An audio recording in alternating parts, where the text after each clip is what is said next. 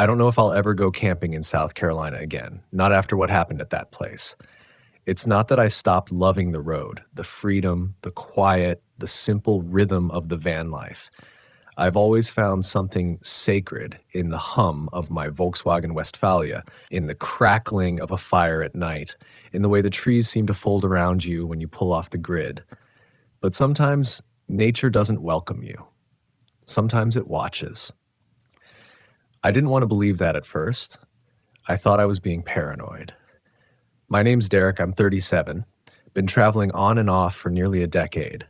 I picked up my '89 VW Westie in Oregon 7 years ago and never looked back. There's a kind of therapy in roaming the country alone, especially after what happened with Emily and the house and everything I'd lost in Georgia. This trip to South Carolina, it was supposed to be a reset. I had just come off a rough winter in the Smokies. Work had dried up and I was down to my last few jobs. Mentally, I wasn't in a great place. I'd started waking up with a pit in my chest I couldn't explain, so I figured a stretch of warm coastal camping would fix things. Recharge the system, get back in tune. It started normally, quiet two-lane highways, moss-draped oaks, roadside boiled peanuts, and gas stations where the ice chest doubled as a community bulletin board. I rolled into the Francis Marion National Forest just before sunset, maybe 20 miles inland from the Charleston coastline. There was this small, semi-primitive campground there, Elm Root Springs, I think it was called. Just a loop of gravel, 4 sites, some picnic tables, and a busted old hand pump. No ranger station. No fees. The kind of place that felt forgotten and therefore perfect. Only one other van was parked there, a silver Sprinter tucked back by site number 1. I never saw the owner, but I figured they were sleeping or hiking or just someone like me who liked to keep to themselves. I pulled into site number 3, furthest from the entrance, backed the Westie up into the trees, and cracked a beer. It was dead quiet. Not peaceful quiet. Not the kind of silence where you hear crickets and wind and the occasional squirrel, but flat, like the woods were holding their breath. Still, I brushed it off. I'd camped plenty of places where the silence felt unnatural. It was probably just the humidity, I told myself, or that lingering fog crawling low across the underbrush. I cooked a simple dinner, eggs and sweet potato hash, read for a while, and fell asleep early. And that's when the knocking started. At first, I thought it was just branches tapping against the van, but the pattern was too rhythmic, 3 slow taps, pause, then again, always at the back panel, always just beneath the window. I sat up fast and listened. No wind, no footsteps, just this deep, dragging knock like someone pressing their knuckles into the metal, slow and deliberate. I grabbed my flashlight, heart punching against my ribs, threw open the sliding door and shined the light out into the woods. Nothing, just trees and fog. I circled the van twice, no footprints, no animal tracks. I even looked under the van, half expecting to find some kid playing a prank, but it was just dirt and pine needles and silence. Back inside, I convinced myself it had to be an animal, maybe a raccoon. Maybe I was just jumpy because I hadn't been sleeping well. Still, I locked every door that night, even the front cab, which I rarely do when I'm that far off grid. The next morning felt off. The light was wrong, grayer than it should have been for a clear day, and the fog hadn't lifted. It clung low, winding around the bases of trees like smoke. My phone, which had at least 1 bar the night before, had no service, completely dead. I tried walking up the gravel loop to get a better signal, but nothing came through. Not even GPS. Just that spinning wheel and a blank map screen. I passed the Sprinter van on the way back. Still there, still quiet. But now the windshield was fogged up from the inside, like someone had been breathing heavily against the glass. And I swear, when I looked up at the window, I saw a face, just for a second, pale, wide-eyed, pressed too close to the glass. But when I stopped and took a step closer, it was gone. No one was there. I knocked once, twice, no response. Finally, I backed away. Something about that moment froze me, like I'd caught something I wasn't supposed to see. Back at my van, I considered leaving right then. But I told myself I was being dramatic. It was probably condensation or my own reflection or a trick of the fog. I just needed to stick it out another night. That evening, I built a small fire with what dry wood I could find. Ate cold soup straight from the can. I didn't even light up the van's internal lights when I climbed in. I just laid still, window cracked an inch for air, trying to listen past the silence. And that's when I heard it again. Knock, knock. Same spot, same rhythm. I didn't move, didn't speak, just froze. Then a whisper, right by the window. Not a word I could make out, just the cadence of a sentence. Breath catching on syllables. Too soft, too close. Like someone crouched beneath the van, lips inches from the glass. I nearly threw up from the adrenaline spike. I stayed frozen, waiting for movement. But the whispering stopped just as suddenly as it started. Replaced again by that vacuum silence. Not even insects now, just the quiet swallowing everything.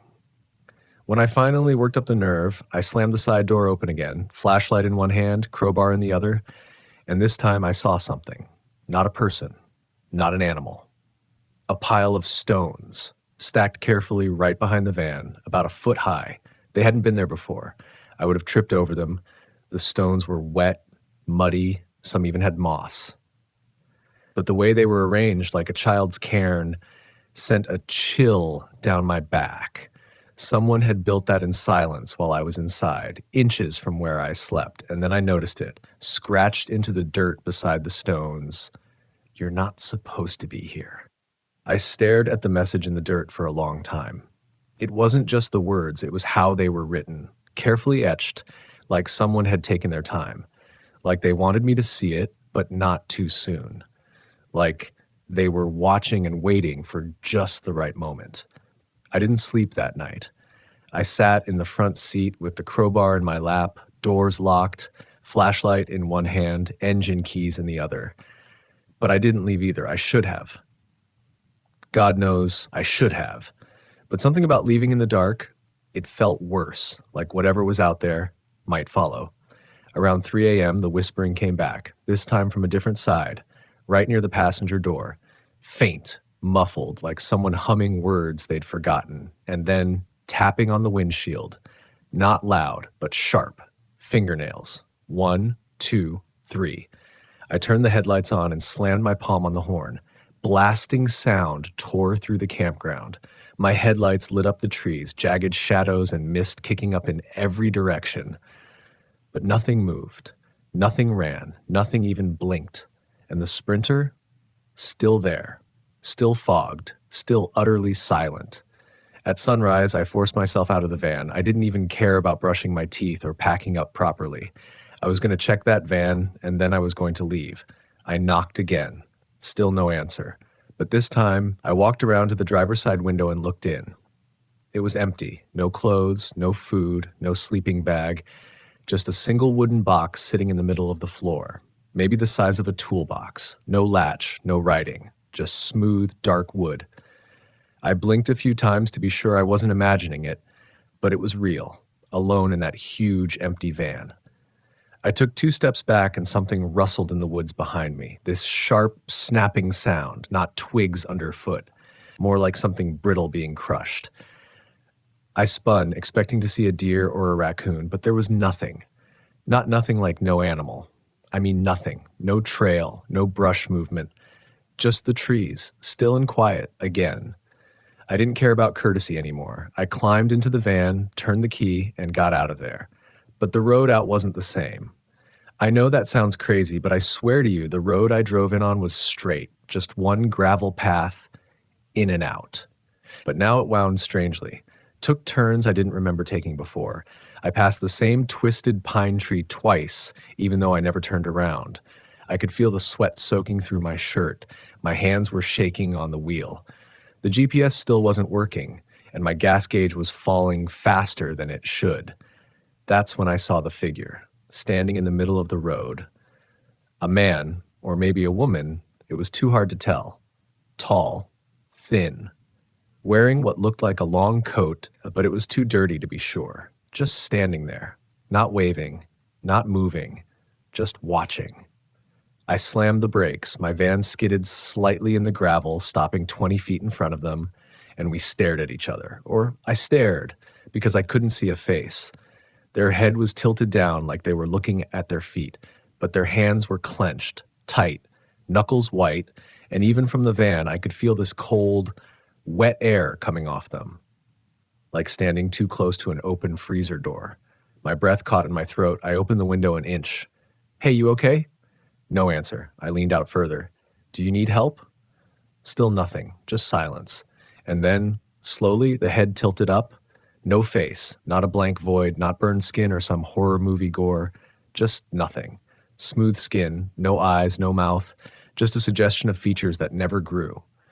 I floored it. The van roared past, engine sputtering slightly from the incline. I didn't look in the rearview mirror. I didn't want to know if it turned. I just drove. Until the road finally opened back to the highway, until the trees thinned and I saw pavement again. And just like that, one bar, cell service. I pulled over, parked at a gas station, and sat shaking in the driver's seat for a full hour.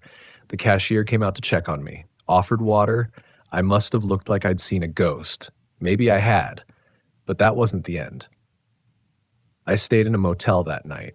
Cheap, roadside, wood-paneled walls. I locked every door, checked the windows twice, even pushed a chair up against the handle like I used to do back in college. And just when I was starting to drift off, knock, knock, knock. From the closet, I sat bolt upright, listened, nothing. Then again, knock, knock, knock. I opened it fast, no one there but on the wall, scratched faintly into the drywall. "You brought it with you." I didn't sleep the rest of that night, not a second. I sat on the edge of the motel bed, knees bouncing, room lights on full blast, staring at that wall scratch until sunrise. You brought it with you. Not someone. Not something. It. Like whatever was out there didn't just follow me, it attached itself. Hitched a ride in my subconscious like fog that slipped through the cracks in the window seals. At dawn, I drove. No shower, no food. I just got in the van and drove. Kept the radio off. Kept the windows cracked an inch just so I could hear something other than the silence in my head. But even out on the interstate, hours from the forest, I still had that tight feeling in my gut, like a pair of eyes in the rearview mirror I could never quite catch. I tried to forget it. Tried to act like I could just drive my way out of what happened. But it didn't work. I started hearing the knocking again, in places where there was no wood, no trees, gas station restrooms, parking garages, even once in a 24-hour diner right behind the booth seat. That same rhythm, slow, deliberate, like it was thinking. 3 knocks, always 3. And worse than that, the silence was following me. You know how sometimes a place feels too quiet, like someone hit mute on the world and only left the sounds inside your skull? I started noticing it in cities, grocery stores, once even at a mechanic shop while I waited for an oil change.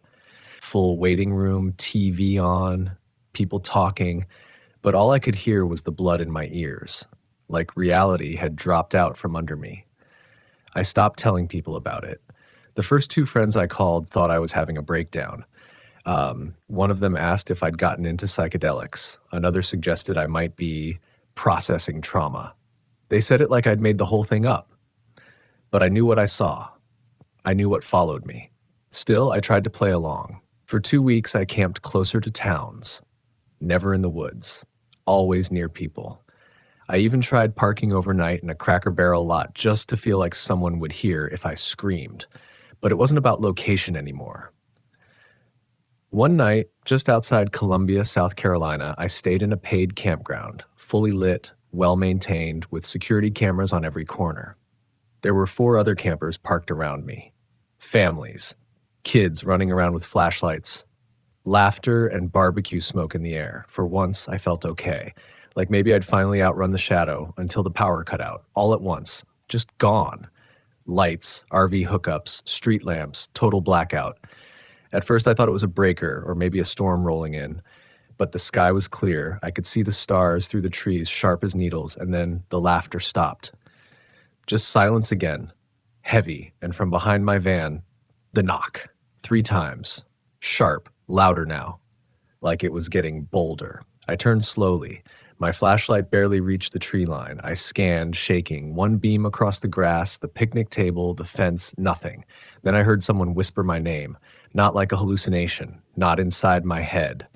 Out there, in the dark. Derek. Calm, confident, close. And I lost it. I slammed the door shut, turned the key, floored the gas, and didn't stop driving until I crossed state lines. I didn't even care that I left my fire pit going or that I ran over someone's folding chair on the way out. I just knew I couldn't stay. I ended up in a Walmart parking lot 5 hours north in North Carolina. I parked between two semi-trucks and collapsed onto the mattress in the back, heart still pounding like it wanted out of my chest. And then I dreamed. Except it didn't feel like a dream, not like any I'd ever had. In it, I was standing back at the Elm Root Springs campground. The fog was thicker, the trees taller, the air so still it was like glass. But I wasn't in my van. I was buried. Up to my neck in dirt, the cold mud pressing into my skin, unable to scream.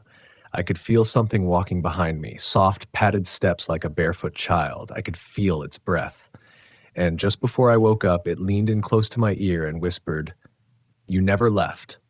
I jolted upright, gasping. The van was steaming from the windows, the air inside too warm, too still. And on the inside of the windshield, 3 damp handprints, like someone pressed their palms against the glass from the inside while I was asleep. I didn't tell anyone about that part. Not even the guy I called to help me bless the van. Yeah, I got desperate. A friend in Asheville knew a guy, a Cherokee elder who'd done spiritual cleansings. I drove to his place, let him walk around the van with cedar and sweetgrass. I didn't believe in that stuff before, but at that point I was ready to try him with anything. He didn't ask many questions, just kept muttering under his breath, walked around the van 3 times, then stopped and looked me dead in the eyes and said, "This place you went, it wasn't a place, it was an invitation." That stuck with me. Still does. Because now, even when I don't hear the knocks, even when the fog clears, even when I go days without dreams, I still feel it. That presence. That invitation. Like a key was turned in some hidden door the moment I crossed into that forest. Like I wasn't supposed to see what I saw, and maybe I wasn't. But it saw me.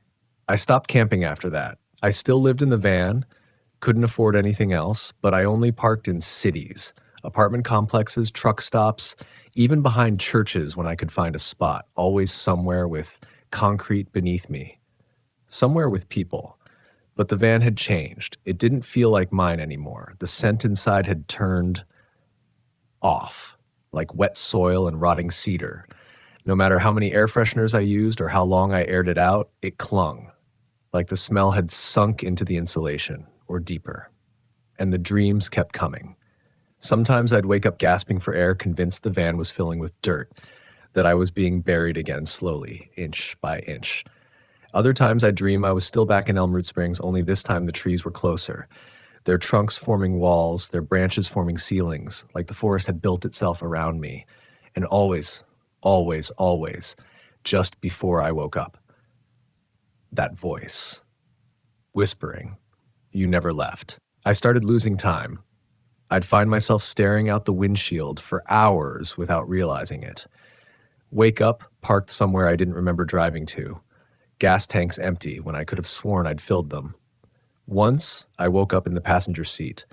Engine off, radio on static, a pine cone sitting on the dashboard. I hadn't parked trees in days.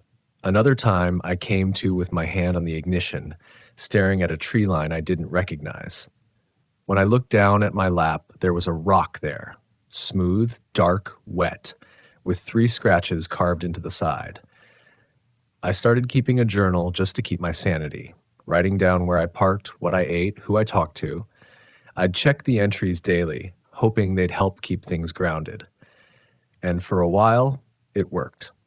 Until one morning, I woke up and found a full page in my handwriting I didn't remember writing. The ink was fresh, the words were careful, and they said, "Stop running, come back, we're waiting." I tore that page out and burned it in a truck stop parking lot. But even as I watched the paper curl and blacken, I had this feeling like burning it didn't erase anything. It just announced I was resisting. That night, I finally broke. I drove to the coast, parked on the edge of a bluff in North Carolina overlooking the water. I sat there for hours, windows down, ocean breeze trying to clear my head. It was quiet, not silent like the forest, not that choking stillness, but peaceful. For the first time in weeks, I felt like I could breathe. I thought about jumping, not because I wanted to die, but because I wanted it out. I wanted to shed this weight, this invisible thing that had followed me from the trees. I wanted to wash it off in salt water. I wanted to scream into the wind and be heard. Instead, I cried. I cried for hours, not just from fear, but from the grief of knowing I'd never be the same, that something had shifted permanently in me, that no matter how many states I crossed or how many strangers I met, a part of me would always be back there, buried in that soil, listening to those whispers. I must have drifted off at some point, because when I opened my eyes, there it was, a rock, placed gently on the dashboard, wet, smooth, still warm from the sun, and beside it, 3 muddy fingerprints on the inside of the windshield. I lost my breath. I looked around, no one in sight. The cliffs were empty, the road behind me clear, but I knew it was never about the place. Not really. Elm Root Springs wasn't haunted. I was. It had marked me. I don't know if it was something ancient, something forgotten, or something that only pretended to be part of the natural world, but I'd crossed some line, maybe one I wasn't supposed to even see. And now I belong to it, not in body, not yet, but in attention. Because that's how it works, I think. It doesn't kill you. It doesn't drag you into the woods and make headlines. It changes you, silently, patiently. It rewires how you see the world. It erases the line between dream and waking. And eventually, it convinces you to go back. The van's still running fine. The engine hums like it always has. The tires are good. The oil's clean. Nothing mechanical has failed me. But I've stopped trusting where it takes me, because the last 2 times I let my guard down, I ended up pointed south, back toward South Carolina, back toward that forest. I've started seeing signs again, subtle at first, strangers knocking on my window and asking if I've been there. A gas station receipt with Elm Root printed on it instead of the real town name. A street sign flickering between Old Church RD and Spring Root Trail. I even passed a family with a little boy playing in the dirt, stacking 3 stones just like the cairn I found behind my van that night. When I looked closer, he smiled and whispered, "You're almost home." I don't remember turning the wheel. Don't remember reversing out of that parking lot. I only remember the sweat and that silence returning, the one that presses against your eardrums from the inside. I told myself I'd never go back, that if I just stayed vigilant, kept moving, kept my thoughts sharp, my logic intact, I could outdrive whatever this was. But the road has a way of folding in on itself. A week after the encounter with the boy in the cairn, I woke up somewhere unfamiliar. It wasn't a campsite. It wasn't a Walmart lot or a rest stop. It was a narrow, tree-lined path, gravel and pine needles, dense moss pressing up the edges like the world was slowly being smothered in velvet. And the worst part? My van was parked in the exact same spot I'd used the first night at Elm Root Springs. Site number 3. I didn't drive there. I couldn't have driven there. I'd chained the steering wheel the night before. I'd taken out the battery myself just to be sure, and yet, there it was. The same twisted trees, the same crooked fire ring, that broken hand pump still leaning off to one side like a drunk crossing guard. I stepped out, knees weak. The air was thick, not with fog this time, but heat, wet, breath-like heat, and under it all, silence. Again, except now it was welcoming. I heard movement behind me, leaves shifting like someone slowly walking barefoot in the underbrush. I didn't turn. Didn't need to, because I felt it. Not fear, not panic, not even dread, just recognition. Whatever lived here, whatever followed me, it wasn't trying to hurt me, not the way I'd feared. No, it was trying to teach me, trying to pull something out of me I didn't even know was there. I started walking, not fast, not with purpose, just walking. Deeper into the trees, past where the campsites ended, past where the sunlight broke through, and with every step the world got quieter, the soil softer, the trees closer. And then I saw it. The Sprinter van. Still parked where I last saw it, still fogged from the inside. I walked to the window, heart hammering again. This time I didn't hesitate. I climbed onto the front bumper, wiped the condensation away with my sleeve, and peered in. The wooden box was open, and inside it was a mirror. At least I thought it was a mirror. But when I looked closer, I couldn't see my reflection. Instead, I saw me, but not me. Sitting inside my own Westphalia, eyes wide, lips moving silently, rocking back and forth like I'd gone mad. And I realized it wasn't a mirror. It was a window into another version of me, a version that never left this forest, a version that surrendered. I fell back, breath ripped out of my lungs. My knees hit the ground, and when I looked up, the trees had moved. They were closer. I scrambled up and ran. No sense of direction, just instinct. Branches lashed at my arms, roots grabbed my ankles, but I didn't stop. I ran until the van was in sight. I threw myself inside, slammed the door, locked every bolt. I didn't even try the ignition. I knew it wouldn't start. Not yet. Instead, I sat and I listened. This time the knock didn't come. This time the voice didn't whisper. Instead, there was breathing. Soft, slow, and not mine. Coming from behind the rear bench seat, I stood slowly, stepped backward. My hand shook as I reached for the handle. And then I saw something in the reflection of the microwave door. A face. But not faceless this time. Mine. Pale. Hollow-eyed, staring directly at me. I spun, but nothing was there. And yet, the reflection remained. Not behind me, not in the van, inside me. That's when it clicked. All this time, I thought I was being haunted, chased, touched by something external. But maybe, just maybe, this thing wasn't trying to enter me. It was trying to reveal me. The part of me I'd buried, the grief from losing Emily, the guilt from running, the shame of who I'd become after the crash. I never dealt with it. I hit the road and called it healing, but it was just running. And the forest knew. It didn't create this terror. It reflected it. It gave shape to what I refused to name. And that's what Elm Root Springs really was. Not haunted ground. Not a cursed campground. A mirror. I stayed one more night. Not out of courage, but because I had no other choice. And in that silence, in that van, with that reflection watching me, I did something I hadn't done in years. I spoke to it, to her, to me. All of it. I said her name out loud. I said I was sorry. I said I was scared. I said I wanted to live. That I wanted to deserve to live. And when the morning came, I was still alive. No knocks, no whispers, no dreams, just wind through the trees. Real wind. I turned the key. The van started. First try. The drive out of the forest was straight this time. No loops, no repeating trees, just a simple road, dirt to pavement, sun to sky. And when I checked the rearview mirror, there was only me. I crossed the state line out of South Carolina with the windows down and the air finally feeling real again. Not perfect, not fixed, but real. I drove north for days. No plan, no destination, just motion. I didn't play music, didn't listen to podcasts. I let the hum of the tires and the rattle of the old dash soothe the last of the static out of my mind. And for a while, I thought I was free. The knocks stopped. The dreams stopped. I even camped again, once in the Blue Ridge and once near a quiet lake in Virginia. It wasn't easy, but I forced myself to light a fire, sit outside, stare up at the stars, no fog, no messages in the dirt, no stacked stones. And yet, it's never gone. Not really. Because I learned something out there. Something I don't think I was ever meant to know. That fear isn't always your enemy.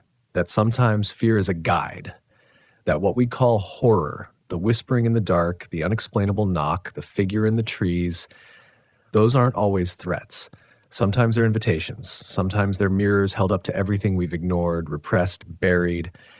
I was so busy running from my past, so desperate to be free, I never stopped to ask what it was costing me. I thought freedom meant speed, distance, escape. But that place, Elm Root Springs, it taught me otherwise. It taught me that some roads don't lead away, they lead in. That forest wasn't haunted. I was, by regret, by avoidance, by the image of myself I was too afraid to confront. That face I saw in the microwave reflection, the one that looked like me but wasn't really me, that was the version of myself I'd been dragging across the country from desert to mountain to shore. Quiet, hollow, running, but you can't outrun your own shadow. You can only face it. I still drive, I still camp, but I don't do it to escape anymore. I do it to listen. I do it to remember. Not the fear. Not the smell of the van or the way the silence seemed to move, but the understanding that came after. That awakening. It's why I still visit places like that, places that test you, places that peel back your skin just enough to remind you that you're alive. I tell people now when they ask about my travels that South Carolina is beautiful, haunting, humid in the best and worst ways, but I never recommend camping there, not because it's unsafe, not because there's something evil in the woods, but because if you go there, really go there, and you're carrying something inside you that you haven't faced yet, it'll find it. That forest doesn't hunt. It sees, it hears, and it speaks in your own voice. It won't chase you, it won't hurt you, but it will show you what you are. And if you're not ready for that, if you can't handle the version of yourself that's hiding behind the wheel, beneath the floorboards of your own mind, then that place will consume you, not with teeth, not with claws, but with the quiet. The kind of quiet that gets inside your blood, that erodes the borders of who you thought you were, that says, you never left. I haven't been back, and I don't plan to, but sometimes on still nights when the van is parked and the fire's burned low and the wind brushes the canvas of the pop top just right, I hear it again. That knocking, that whisper, that breath behind the window, and it doesn't scare me anymore. It reminds me that there are places on this earth that don't show up on maps, places where time folds, where memory stretches, where identity dissolves into dirt and echo, places where the road doesn't take you away from yourself, it takes you right into the heart of it. That's what Elm Root was. That's what South Carolina was. And maybe that's why it had to happen there. Because you don't always find your monsters in haunted houses. Sometimes they wait for you in forests, in fog, in the hush of pine needles and slow-moving air. And sometimes the scariest camping story you'll ever live through is the one that finally makes you stop running, the one that makes you look back, not at the woods, but at the face you see in the glass, the one that asks, "Are you ready to come home?" And whether or not you ever answer, that's up to you. But me, this may be my last time RV camping in South Carolina, and not because I'm afraid, but because it did its job. It brought me back to myself. Even if part of me is still out there, kneeling in the dirt, breathing in the fog, and whispering softly in a voice that sounds just like mine.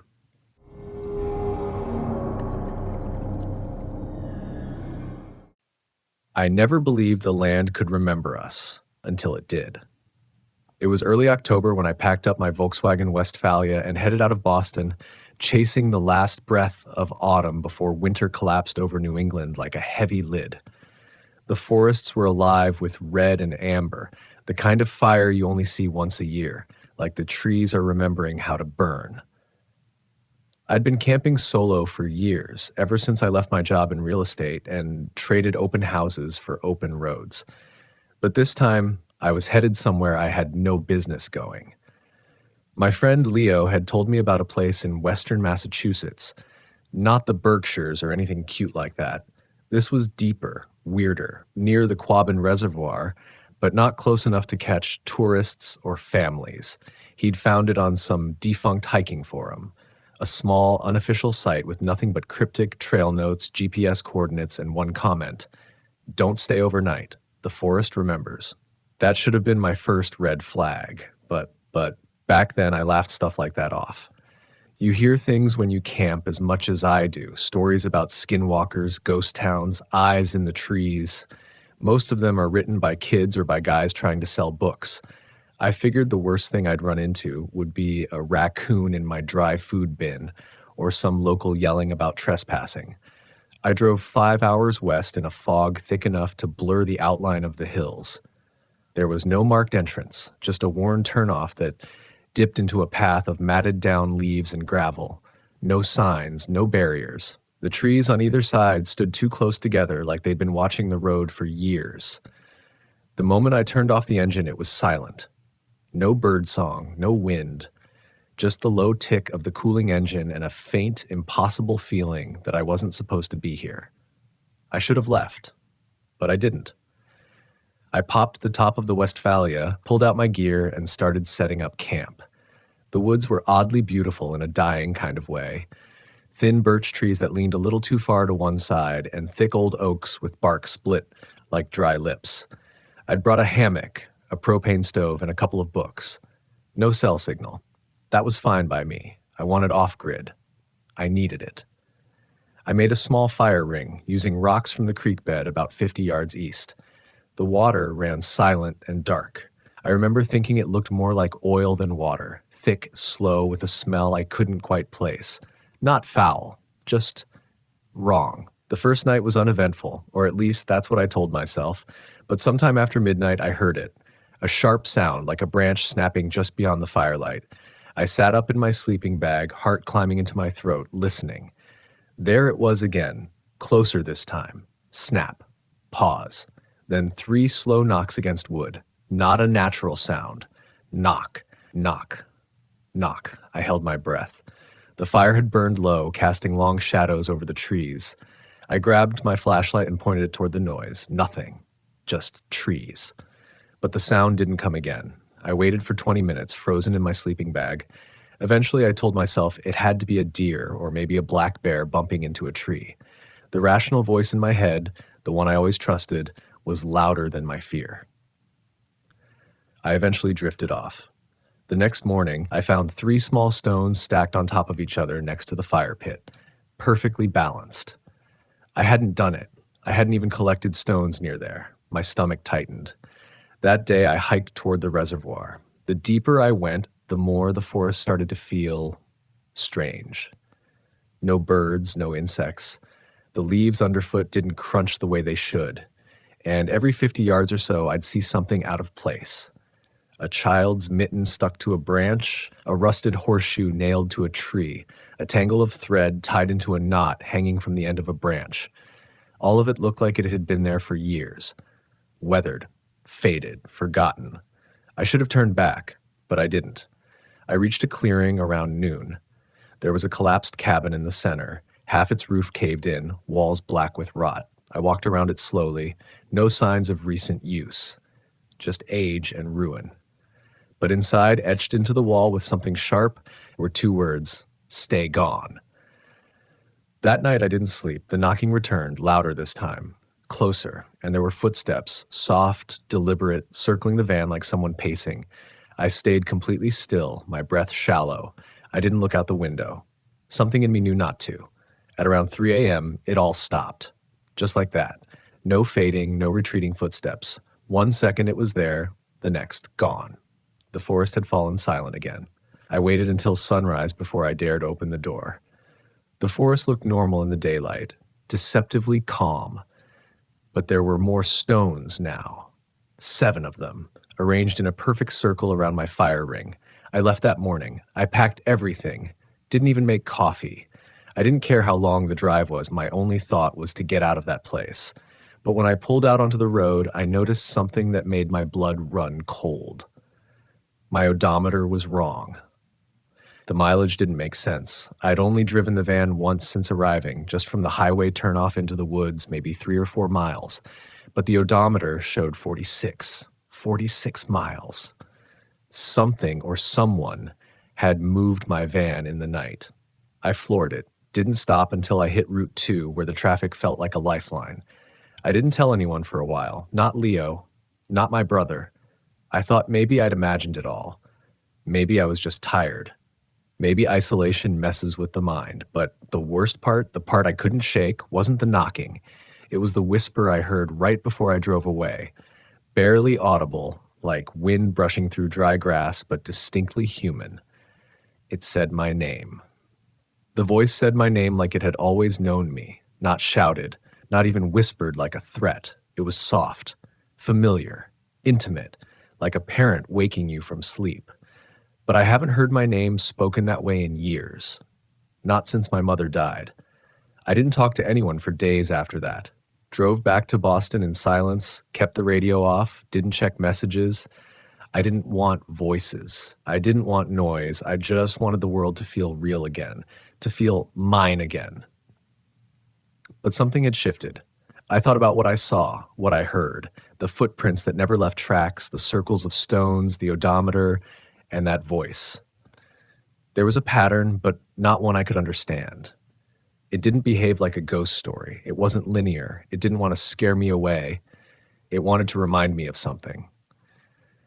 I spent the next 2 weeks researching the region, not the usual Google searches. I dove into historical databases, library archives, old scanned documents, forgotten forums. I even called a retired ranger who'd worked in the Quabbin area in the 80s. And little by little, the pieces started to reveal themselves. It turns out the forest I camped in wasn't on any current map, but it used to be. Before the Quabbin Reservoir was built in the 1930s, that whole region was dotted with small towns. Dana, Enfield, Greenwich, the government flooded them to make way for the reservoir, moved families out, dug up graves, relocated the remains, or so they said, but not everything made it out. There were local legends that one of those towns refused to leave, not legally, spiritually. The residents evacuated, sure, but something stayed, something ancient. Not a ghost, not a creature, something older than both. Something the indigenous people of the Nipmuc and Pocumtuck tribes feared so deeply they never settled there. They called it, roughly translated, the one who waits beneath the trees. A presence, a watcher, a keeper of memory. The Nipmuc believed the land itself could remember, that certain places absorbed not just history, but pain, tragedy soaked into the roots and refused to die. That's why they left offerings, tied knots in tree limbs, told stories not to entertain, but to contain what lived there. And then we came along, flattened their stories, flooded their towns, replaced sacred silence with roads. But the forest remembers. I should have let it go, should have been grateful I made it out with nothing more than bad dreams. But something pulled at me, something I couldn't explain. And one night, almost involuntarily, I opened my glove box. Inside was a single red thread tied in a perfect knot. I hadn't put it there. That same week, I got a message from Leo. He hadn't heard from me since before the trip, but his message said, "Hey, random but weird story. Remember that camping spot I told you about? Don't go. Something's off. I went last weekend. Thought I heard someone walking outside my tent all night. They knocked 3 times. Swear I heard them say my name. Just wanted to warn you before you try it." My stomach flipped. The timing didn't make sense. I'd gone before him. I called him immediately. He answered, voice shaky like he was already halfway down a bottle of whiskey. "You're not going to believe this, man," he said. "I never even went. I was gonna, but something changed my mind. I woke up that Friday feeling sick, like spiritually sick. Just had this feeling I shouldn't go, that the woods didn't want me anymore." I froze. "Then why did you text me?" I asked, a pause. "What do you mean? You texted me." I opened my phone. No outgoing messages, no drafts, no record of that message ever being sent. Leo swore he wasn't messing with me, and I believe him. He's not the type. But someone else was using us to reach each other, like the forest wanted us to share, like it wanted the story told. That's when I realized the truth. This wasn't about me. It never was. It was about remembering, and memory isn't passive. It acts, it shapes, it calls. That night, I dreamed of the forest again, but not like before. I was standing in that same clearing where the cabin had collapsed, only now it was intact, whole. A warm glow came from the windows. A woman stood at the edge of the trees, her face lost in shadow, but her voice unmistakable. "You left something behind," she said.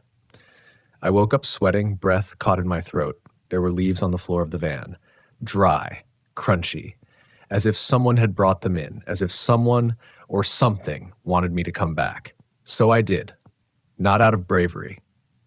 Out of necessity. If you've ever had a place call you, not in metaphor, not in memory, but in reality, you'll understand. It's not like curiosity. It's not even obsession. It's like gravity, like a tether from your chest to the land itself, pulling tighter with every breath. I left 3 days later. This time, I brought a friend.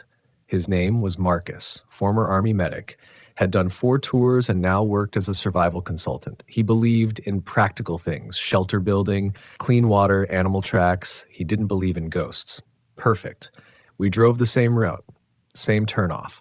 But the forest looked different now. The leaves were darker and the trees, they leaned more than I remembered, as if they'd grown bolder in my absence. Marcus stepped out of the van and immediately frowned. "You smell that?" he asked. I did. Wet metal, like rust and rain. We set up camp fast. Dusk came earlier than it should have. No birds, no wind, no sound except the shifting of leaves that didn't fall. I didn't mention the stones. I didn't mention the voice. I just watched. And that night, they came back. Knock, knock, knock. But this time, Marcus heard it too. He grabbed his flashlight, zipped out of the tent, and swept the beam through the trees. Nothing. Then 3 more knocks, behind him this time. He spun. Still nothing. "You doing this?" he asked. I shook my head, and then we both heard it, low, almost beneath hearing, a sound like breathing. Slow, measured, deep enough to rattle the bones in your chest. It didn't come from around us. It came from beneath us. Marcus crouched, touched the ground. "It's vibrating," he whispered, like something's moving under the dirt. We stayed awake till sunrise, and that's when we saw them. Hundreds of them, knots, tied into tree branches all around the camp. Red thread, yellow thread, black string, dozens of them, all swaying in a wind we couldn't feel. The threads didn't just hang there like random clutter. They swayed together, in rhythm, like breath or heartbeat. Marcus and I stood motionless, the silence between us heavier than the morning fog creeping in around our ankles. He scanned the trees with a trembling hand on his flashlight, but I didn't need light to understand what we were seeing. This wasn't decoration. This wasn't remnants of some forgotten hiker tradition. It was a map, a memory map, and we were standing inside it. "I think we need to leave," Marcus said. I nodded. But as we packed, something strange happened. I kept losing things, my gloves, my knife, my portable stove. One second they were in my hand or on the bench, the next they were gone. Vanished like they'd been swallowed by the ground. Marcus thought I was being careless, until his canteen disappeared right off the table as he turned his back. We tore the camp apart looking for it. Nothing. Not dropped, not stolen. Taken. That's when Marcus started to panic. And I mean real panic. The kind that doesn't come with yelling. It comes with shaking hands, a locked jaw, pupils like pinholes. Combat panic. He muttered something under his breath I'd never heard before. Latin. I only recognized it because my grandfather was a priest. Larimai. Marcus had learned it from a chaplain in Afghanistan. It was a prayer. "I thought you didn't believe in anything supernatural," I said. "I didn't," he replied, "until this." That was the last word we said until we hit the main road again. This time, the odometer was correct. But the engine stuttered the whole way out, like the van itself didn't want to leave. Like it was part of the memory now, embedded into the story. And maybe it was. Back in Boston, Marcus and I agreed never to go back. But agreed is a generous word. It was more like mutual fear binding us in silence. We went our separate ways. I tried to go back to normal. I even went on a regular camping trip up in Maine just to reset my nerves. But nothing felt right anymore. Everywhere I went, I saw knots. Hanging from branches in parks, wrapped around fence posts, even dangling from the mirror of my van when I hadn't touched it. It was like the forest was following me, not physically, but emotionally, psychologically, like it had left its roots inside me. And the dreams didn't stop. Each one was clearer than the last. That same woman at the forest's edge, that same quiet voice. You left something behind, only now she wasn't alone. There were others. A dozen shadowed figures standing behind her, eyes glowing faintly in the dark like coals, watching, waiting. Sometimes I'd wake up to find mud on the floor, sometimes bark clinging to my shoes when I hadn't been near trees in days. It wasn't haunting, it was remembering. The land didn't want to hurt me. It wanted me to carry it forward, the stories, the warnings, the truth. I started writing, not to publish, not at first, just to unload. My notebooks filled with sketches, maps, dream fragments. I compared the symbols from the knots with old tribal protective charms. I found matches, more than coincidence, more than random design. Something was still making those knots, still telling the story, still reminding the land, this happened, this place matters. Don't forget. And then I got the call. Marcus was missing. His brother said he'd gone back to Western Massachusetts. Told no one. Just packed up and disappeared. I knew exactly where he'd gone. I didn't want to believe it, but the truth was already blooming in my chest like frost. He went back because the forest called him, just like it called me. I didn't hesitate. I loaded up the Westphalia again, grabbed the notebook, the old prayer beads from my grandfather, and a GPS unit just in case. I drove fast, barely stopping. And as I turned off the highway and dipped into that same forest road, it hit me like a slap to the soul. Everything was exactly the same. Same bend in the trees, same unnatural silence. But now there were more knots. Dozens, hundreds, hanging like a net over the entrance. And this time, as I stepped out, I didn't feel alone. The air was thicker, the pressure behind my eyes intense, like the forest had grown around my memory. It knew me now, the way a scar knows the blade. I followed the trail to the creek. The water still looked like oil. But something new was there, half buried in the bank. Marcus's canteen, the one that disappeared before we ever left the camp. My chest tightened. I moved slower now, ears trained to every sound.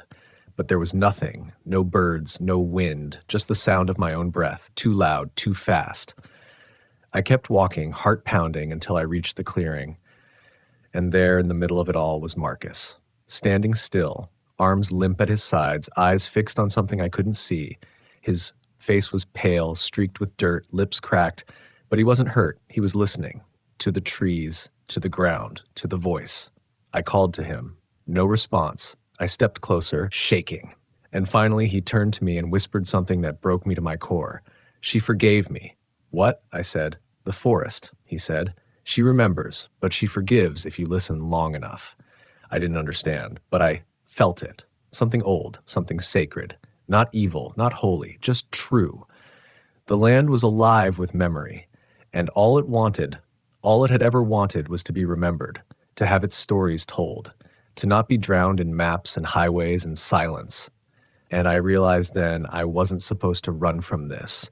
I was supposed to carry it. Marcus and I sat on the ground for a long time. Neither of us spoke. The clearing around us felt like it was breathing, slow, patient, ancient. The knots in the trees swayed with that invisible rhythm again, and the creek behind us moved not with gravity, but intention. It didn't babble or rush. It whispered. Eventually, Marcus turned to me. You feel it too now, don't you? I nodded, but I didn't know how to name it. It wasn't peace. It wasn't fear. It was something older than either, like I'd finally tuned into a signal that had always been there, but my ears had been too loud, my thoughts too modern, too mechanical. She's not just the forest, he said. She is the memory. I should have asked who she was, should have pressed for details, but part of me already understood. The woman in my dreams, the voice in the trees, the land personified, but not in the way myths dress up gods and monsters. This wasn't a ghost. This wasn't metaphor. This was presence. And presence doesn't explain itself. It just is. We didn't camp that night. We stayed awake, leaning against the van, listening. Every sound held meaning. Every creak in the branches, every shift in the wind. It all played like an old song half remembered. And I knew that the forest wasn't watching us like prey. It was learning us. The way trauma learns a body. The way old pain settles into bones and becomes weather. Somewhere around 3 a.m., Marcus stood up and walked to the center of the clearing. He knelt, palms down, head bowed, and after a few seconds, I followed. We didn't speak, didn't pray, We just remembered. The cabin was still collapsed, the stones still ringed the old fire pit, but I realized something had changed. They weren't warnings. They were rituals, ways to anchor stories. Knots to hold memory, stones to seal grief. It wasn't meant to scare us, it was meant to pass something down. And I had spent the last few years of my life looking for something to believe in, something real. Not a job, not a cause, not a person, just truth. And here it was, buried beneath layers of moss and silence. I didn't sleep that night, but for the first time in years, I didn't feel tired. I felt held. When the morning came, it brought fog again. But not the kind that hides. This was thin, almost luminous. The knots in the trees looked like constellations above us, forming a quiet, hanging sky. Marcus said we should leave, not because we were afraid, but because we'd been given what we came for. And you don't overstay when you've been given a gift. We walked back to the van. No missing gear this time, no strange noises, just the soft hush of the woods saying goodbye. Before I turned the key, I looked back one last time, at the trees, at the place where the knots had formed a veil, and I felt it again, that subtle vibration beneath the soil, like the heartbeat of something not just living, but remembering us. The drive home was silent, but my head was loud. Every image, every sound, every quiet lesson the forest had etched into my bones played on repeat. I knew I wouldn't be the same. Marcus knew it too. We didn't speak until we crossed the state line. He finally broke the silence with a single sentence. Some places remember so we don't forget who we are. I nodded, or who we've been. Boston was loud when we returned. Sirens, car horns, neon light. It all felt distant, unnatural, like we were visiting from a different century. I stepped into my apartment and smelled concrete and dust, not moss, not pine, not soil. But I didn't feel empty. I felt anchored. That night, I didn't dream of the forest. I dreamed of the knots, dozens of them floating in a dark sky, each one pulsing gently like a signal. And in the center, suspended in shadow, was my van, tied like a talisman, marked. When I woke up, I found something new. On the table, next to my journal. Next to my journal, a single stone, smooth, warm, with a symbol carved into it I'd never seen before, but instantly recognized. It was the same symbol from the wall of the cabin, the one that said, "Stay gone." Only now the words were gone, just the mark remained, as if the warning had turned into an invitation. A week later, Marcus left Boston, said he was moving out west. Colorado, maybe. Wanted space. Silence. Places where land still means something, he said. I understood. I didn't ask questions. But when I opened the glove box a few days later, I found one last thing, a photo. Old, black and white, curled edges, looked like it had been taken in the 1920s. In the photo was a man who looked just like me, standing in a field of birch trees, with a single red thread wrapped around his wrist. I didn't know where it came from, but I knew exactly where it belonged. Somehow, some way, the forest had always known me. I stared at that photo for hours.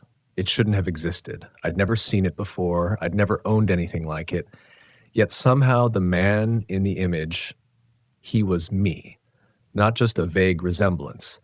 It was exact. The slope of the jaw, the small scar under the chin, the faint asymmetry in the eyes. It was like the forest had taken my reflection and aged it backward. I showed the photo to a historian I trusted at Boston University.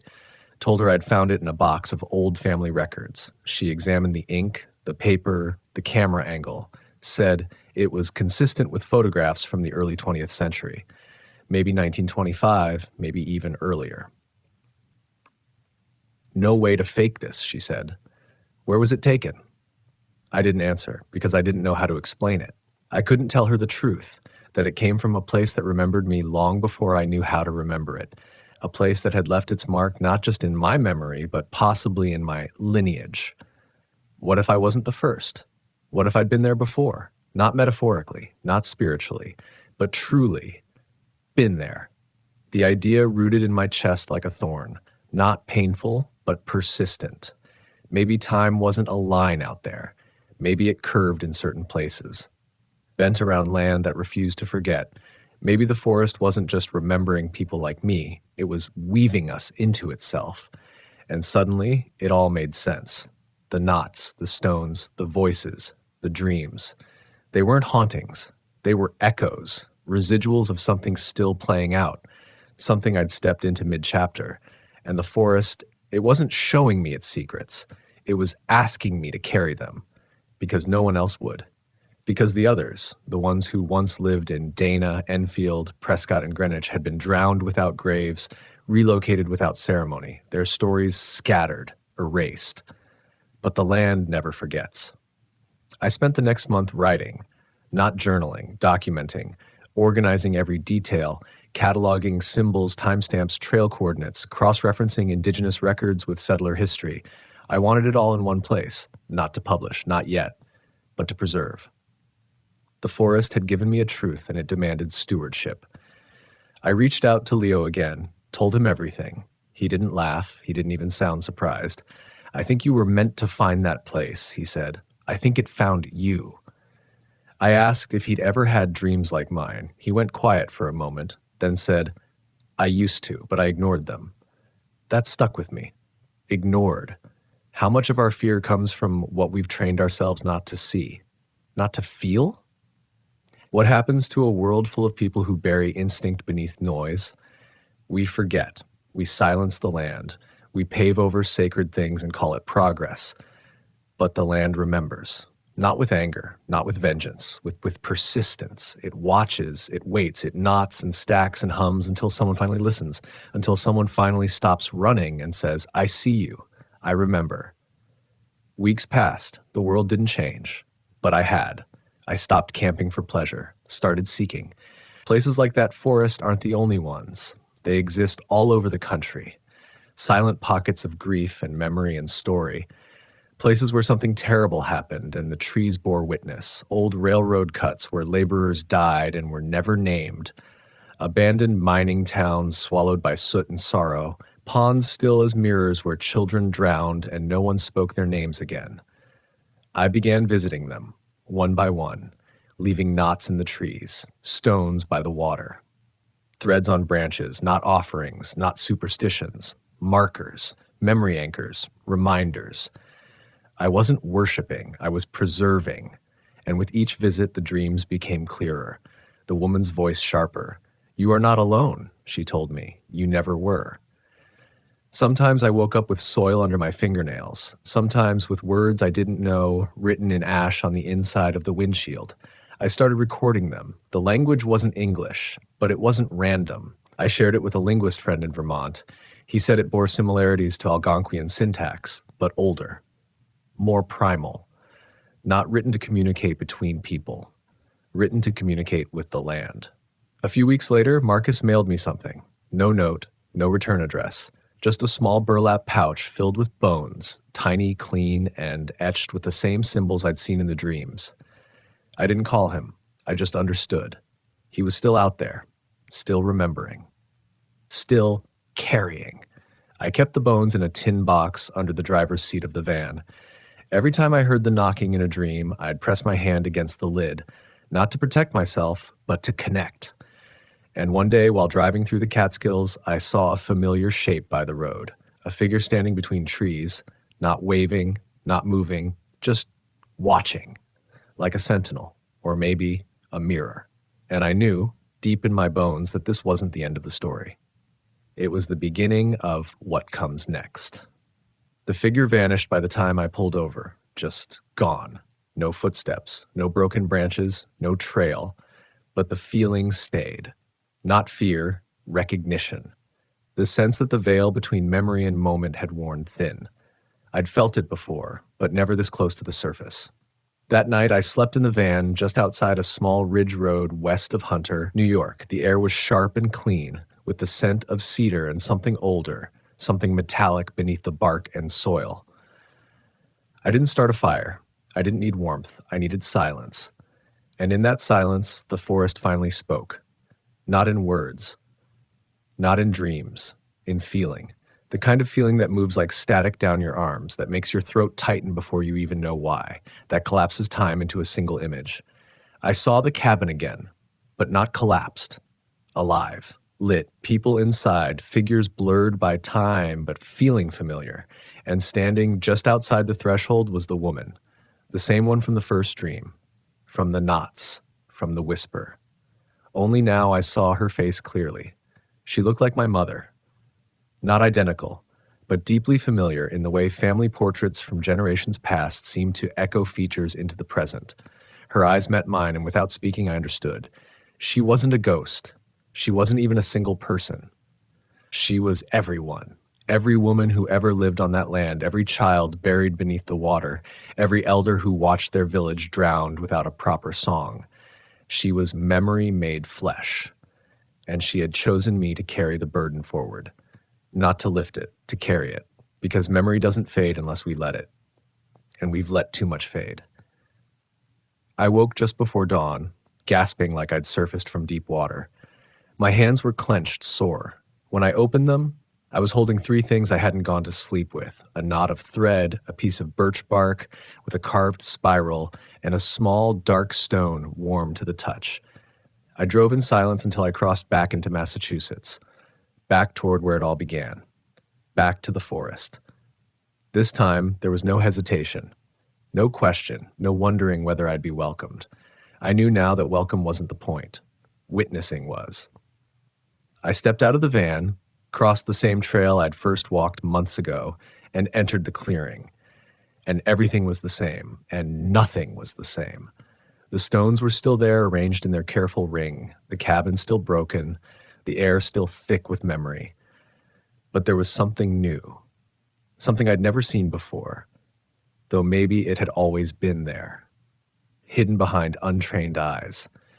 Etched into the trunk of the largest tree at the center of the clearing was a spiral, the same as the one carved into the birch bark I'd held in my sleep. It wasn't deep, it wasn't glowing, it was old, weathered, like it had waited for me to return before letting itself be seen.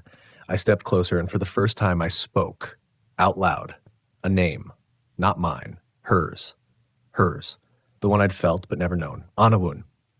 The trees shifted in the windless air, the temperature dropped, but it wasn't warning me away, it was responding. Leaves shivered, knots swayed, and then, clear as a bell rung inside my chest, I heard her, not through sound, through remembrance. You are the last witness of the first forgetting. The words vibrated inside me. Do not let the forgetting grow roots. I didn't cry. Not out of strength, but reverence. I knelt by the stones and placed the spiral, the knot, and the stone in the center of the ring. I didn't speak again. I didn't need to. My presence was the prayer. My remembering was the offering. I stayed until sunset, watched the light move through the trees like it had somewhere to go, watched the shadows stretch long and lean like fingers pointing home, and then I walked back to the van, not away from the forest. With it, because it was with me now. Everywhere I'd go, every knot I'd tie, every story I'd tell. Not for horror, not for entertainment, but for continuance. Because that's what remembering really is. It's not nostalgia, it's not grief, it's resistance.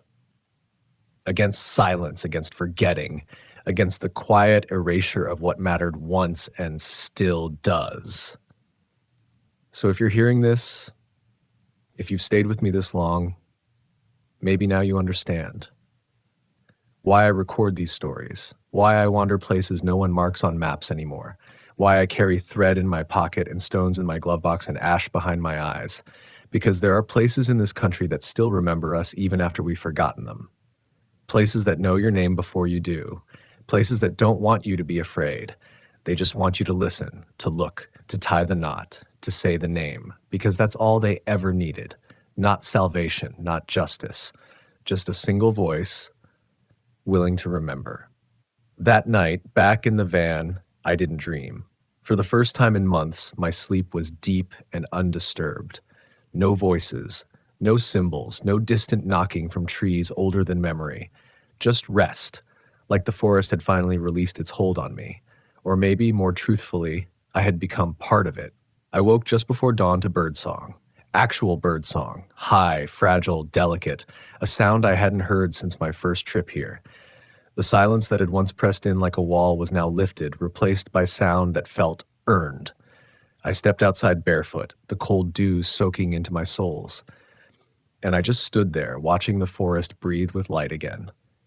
The world hadn't changed, but I had. I walked back to the clearing one last time. The spiral on the tree was still there, but the ring of stones had shifted slightly, subtly, as if someone or something had moved them during the night. They now pointed west, toward the trail, toward the road, toward whatever comes next. A signal not to stay, to carry. Because memory doesn't live in place alone, it lives in us.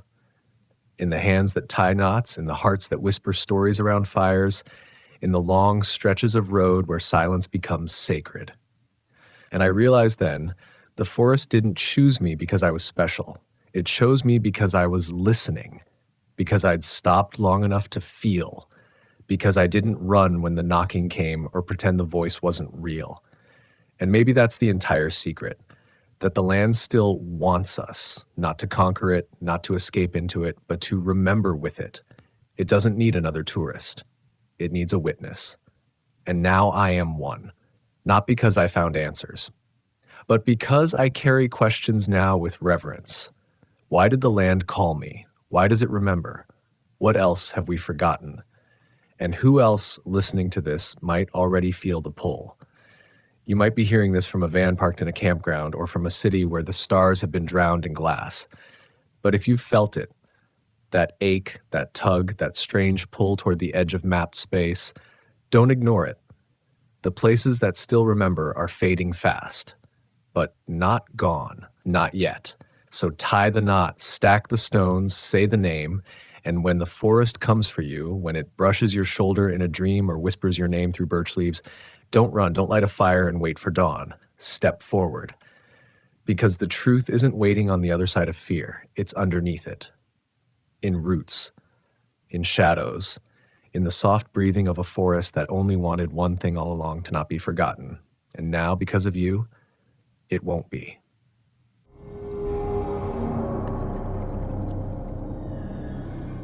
I used to think the mountains were healing, peaceful, ancient, and maybe in a way they still are, but I also know now that age doesn't always bring kindness. Sometimes it just buries something darker, something colder, something that waits long enough for someone like me to wander in. It started on a crisp October morning, the kind where the light filters down like gold dust and the air smells like fallen leaves and firewood. I had just turned 36. No party, no friends flying in. Just me, my dog Jake, and my old Volkswagen Eurovan heading deep into the Appalachian Mountains. I'd been planning this trip for months. After the breakup, after getting laid off, after everything started slipping away, I needed space. I thought the mountains would give me that. I charted a quiet route, local roads, gravel paths, some boondocking spots tucked far off the grid. I wanted to avoid the usual campgrounds, too crowded, too civilized. I didn't want to be near people. I wanted to breathe again, feel the silence wrap around me and shake loose whatever had been weighing me down. The first 2 nights were perfect. Just me and Jake, parked off a logging trail near a dried-out riverbed. Stars so clear it felt like I was suspended in space. Coyotes howling far off like a song the trees knew. And the cold, sharp, honest, beautiful. I felt alive again. I really did. But the third night, something shifted. It was a small thing at first. We were deeper in by then, maybe 30 miles from any paved road. The path had narrowed to barely more than tire ruts, with fallen leaves concealing potholes. My cell signal had long since died, and I had no GPS. Just a topographical map and my compass like the old days. I was proud of that. It made me feel capable. We parked near an abandoned fire tower, barely standing. The structure was fenced off, but the gate had rusted away. I didn't climb it. I wasn't stupid, but the view from the base stretched out for miles, rolling ridges under a sky bruising purple with dusk. It should have been majestic, but I remember the wind sounding wrong that night. Not loud, not even a real wind, more like the air just moved differently, hushed in one moment, too sharp the next. Jake didn't settle like he usually did. He's an old dog, mostly deaf, calm as anything. But that night, he paced. Nose low, tail stiff. I thought maybe he was picking up a scent, bear, coyote, whatever. But his eyes didn't scan like he was tracking. They were fixed on the tree line, always the same spot. I ignored it. I boiled water, made coffee, read a few pages from an old paperback. But around 11 p.m., I started to feel it too. A weight, not in my chest, not panic, just a sense that the woods had grown stiller, too still, like the birds had quit early, like something had asked them to. I told myself it was altitude, the drop in temperature, maybe a pressure shift, but I didn't believe it. Not really. Then Jake growled, low, real low. I looked up from my book and saw him standing rigid in front of the back window, staring into the dark. That spot again, the trees just behind the clearing. And suddenly I knew, without reason, without logic, there was someone or something standing just beyond the edge of our firelight. I couldn't see anything, not even movement, but my skin prickled like it had caught the static of a storm. That kind of terror that doesn't leap up and scream but crawls in slow, like cold fingers up your spine. I turned off the lights in the van. Every single one. My heart was pounding now, hard. I grabbed the flashlight but didn't turn it on. Just sat there, breathing shallow, staring into that black wall of trees. I don't know how long I sat there. 10 minutes. Maybe 30. Jake never moved. Eventually, I convinced myself it had been nothing. Some echo of loneliness playing tricks. I turned the lights back on, locked the doors, lay down in the back with Jake pressed against my legs, and just as I started to drift off, there was a knock. 3 slow knocks. Not loud, not urgent, just deliberate. Right on the side panel of the van. I froze. I didn't breathe. I didn't speak. I didn't move a muscle. Jake growled again, louder this time, almost a bark, but choked off like he wasn't sure what sound to make. I waited. Then, nothing. No footsteps. No second knock. No movement in the brush. Just silence. I stayed awake the rest of the night. Never opened the door. Never looked outside. Just waited, eyes wide, while the van creaked and shifted in the cold. At dawn, I stepped out, armed with my hatchet in one hand and my flashlight in the other. The ground was untouched. No prints. No sign of animals. Nothing. But that spot in the tree line, it looked darker, like the shadows had thickened overnight. I should have left then. I know that now, but I didn't want to feel weak. I didn't want to tell myself that I'd let fear win, so I pressed on. That afternoon, I followed a rough Forest Service road that looped around to the base of an old, semi-active mine. The place had been shut down and reopened over the years, with warnings about unstable ground. The signage was old, worn down. I wasn't planning to go near it, just use the clearing nearby as a spot to camp. It was open, remote, and Jake seemed calmer again. For a while, it felt normal again. The sun cut through the trees, the wind was back to whispering through pine needles. I made lunch, took photos, wrote a few pages in my journal, even laughed at Jake chasing a squirrel. But that night is when everything started unraveling for real. I was lying in bed, dozing with the back hatch cracked open for airflow, when I heard it. Whistling. Not a song, not random, a slow, steady whistle. Like someone trying to imitate a bird call, but getting it just a little off. Too high, too hollow. It came from the mine entrance. Jake stood up, barked once, then sat down, tail thumping nervously against the van floor. I grabbed the flashlight and stepped outside. The sound stopped. The mine entrance was about 40 yards away, covered by sagging plywood and chicken wire. A warning sign tilted askew. I swept my light across it. Nothing. Just dark. Stillness. More of that silence that seemed to swallow sound. But when I turned to go back, I heard the crunch. One footstep. Behind me. I spun around, flashlight sweeping. Nothing. No movement. No figure. Just my own breath visible in the cold air, fogging with fear. And then something whispered my name. I swear to God, it whispered my name. Not loud. Not angry. Just wrong, like a voice remembered through a dream. I didn't sleep that night either. Every time I closed my eyes, I heard the whistle. Faint, distant, then closer, then gone. By morning, Jake was shaking. Trembling like a leaf. His food untouched. Ears flattened, and still, I stayed. Because I needed to believe I was stronger than whatever was out there. that I could face it down, laugh in its face, prove that I wasn't just another city-broken man looking to play rugged for a weekend. But the mountains don't care who you were before you entered them. They only show you who you really are. When you're alone, when the trees start to move the wrong way, when the silence becomes a presence, not an absence. And the worst part, it wasn't done with me yet. I left the mine by noon, packed up fast. No coffee, no breakfast, just shoved everything into the van and drove. There was no trailhead to follow, just a loose sense of direction, heading southwest until I could reconnect with a back road. But I swear, the woods had changed. The sunlight didn't reach the forest floor the same way. The trees pressed closer, like the mountain itself was trying to seal me in. The road was barely a road anymore. Overgrown. Muddy. Rutted like something heavy had dragged itself through days before. I had to weave around fallen branches, small boulders, washed-out dips that scraped the underside of my van. Jake didn't stop shaking. He huddled near the front passenger seat, eyes wide, breath shallow, not panting. Just quiet, a kind of fear that's gone past noise. Around mid-afternoon, I came across a small hand-painted sign nailed to a tree. Raven's Hollow Camp, 1 mile. The arrow pointed downhill, into a dense patch of evergreens. No mention of it on the map, no ranger markers. But I was low on gas and completely drained. I needed somewhere to stop, even just for a few hours to figure out the next move. I followed it. The road twisted sharply. One side dropped into a ravine, the other rose into a wall of jagged rock. And right as I rounded the last turn, the trees opened into a clearing. A long-forgotten campground, overrun with moss and roots and silence.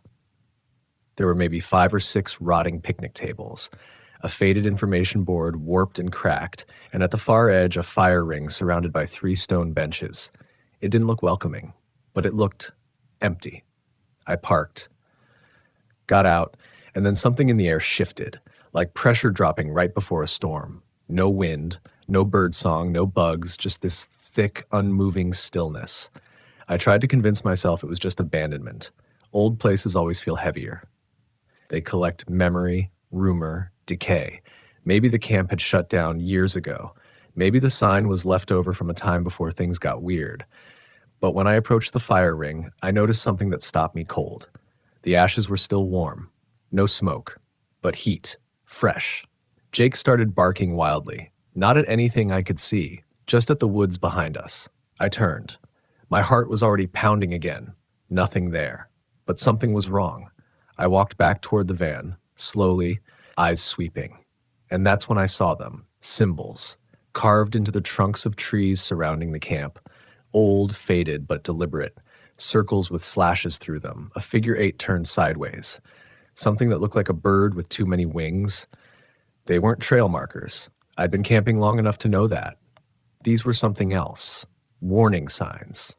I should have left, but I was so tired, and it was still light out.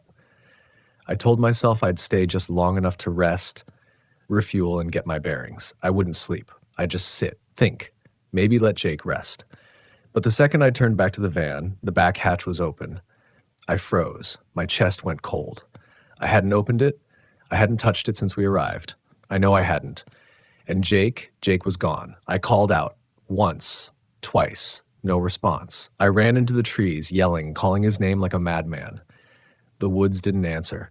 My own voice felt swallowed up like I was shouting into snow. Then I heard it again. That whistle.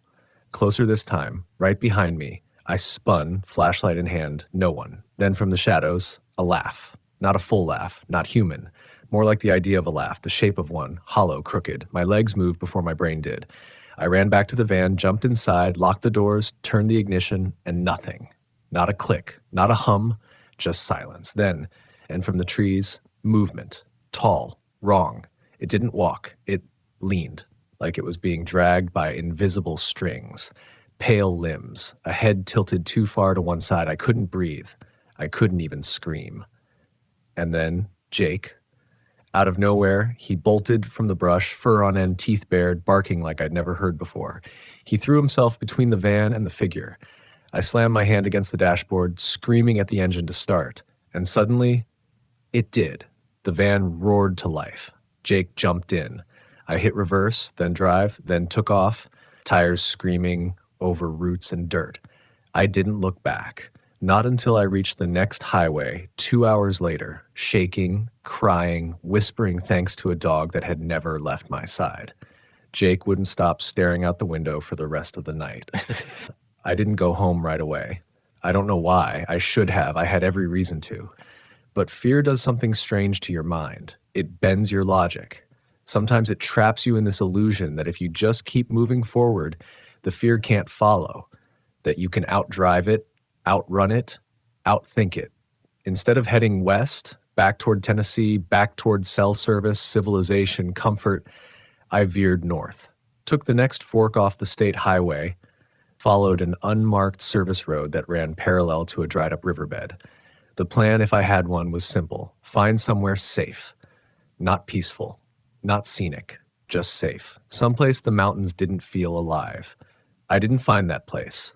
About 45 minutes up the road, I spotted an old ranger station, boarded windows, a sagging roof, but the gravel driveway was intact and the small clearing beside it looked untouched. No strange carvings, no unnatural stillness. I parked there just before dusk, told myself I'd sleep for an hour or two, then keep driving. Jake curled up at my feet, still alert but no longer trembling. We shared a granola bar. I cracked the window just enough for air, locked every door. I passed out. I don't know what time I woke up, but something was pulling me out of sleep. Not sound, not movement, just a sensation, a presence. I opened my eyes. The inside of the van was dark, but outside there was a light, faint, flickering. I sat up slowly. It was coming from inside the ranger station. At first, I thought it was a trick of moonlight through broken slats. But no, it was too rhythmic, too warm. A fire. There was a fire inside. I hadn't seen a chimney. No one had been there when I arrived. The place looked abandoned for years. But someone or something was inside now. I should have driven away, but I didn't. I don't know if it was curiosity or stubbornness or just plain exhaustion, but I got out of the van, quiet, careful. Jake didn't follow. He stayed curled up, low growling, rumbling from his chest. I walked to the front porch. Each step creaked like a scream. The air smelled of wet wood and soot. The front door had been kicked open at some point in the past. The hinges sagged, but I pushed it the rest of the way with my foot, and there it was. A fire, burning in the old hearth, but no smoke, no smell of burning wood, no warmth, just the light and something else. In the middle of the floor, right in front of the fire, someone had drawn a perfect circle in ash. Inside it were bones, small ones, bird maybe, arranged in a spiral pattern that made my eyes hurt to look at. Above the hearth, scrawled in what I swear looked like dried blood, was a word I didn't recognize. The letters weren't English, weren't Latin. They curved, curled, twisted into each other like vines choking a tree. The hair on my arm stood straight up. Then I heard footsteps, slow, heavy, upstairs. I didn't think. I ran back into the van, doors locked, keys turned, engine stalled. My hands were shaking. Jake was barking now, loud, violent, the kind of barking that said, something is wrong and it's not going away. And then the fire inside the station went out.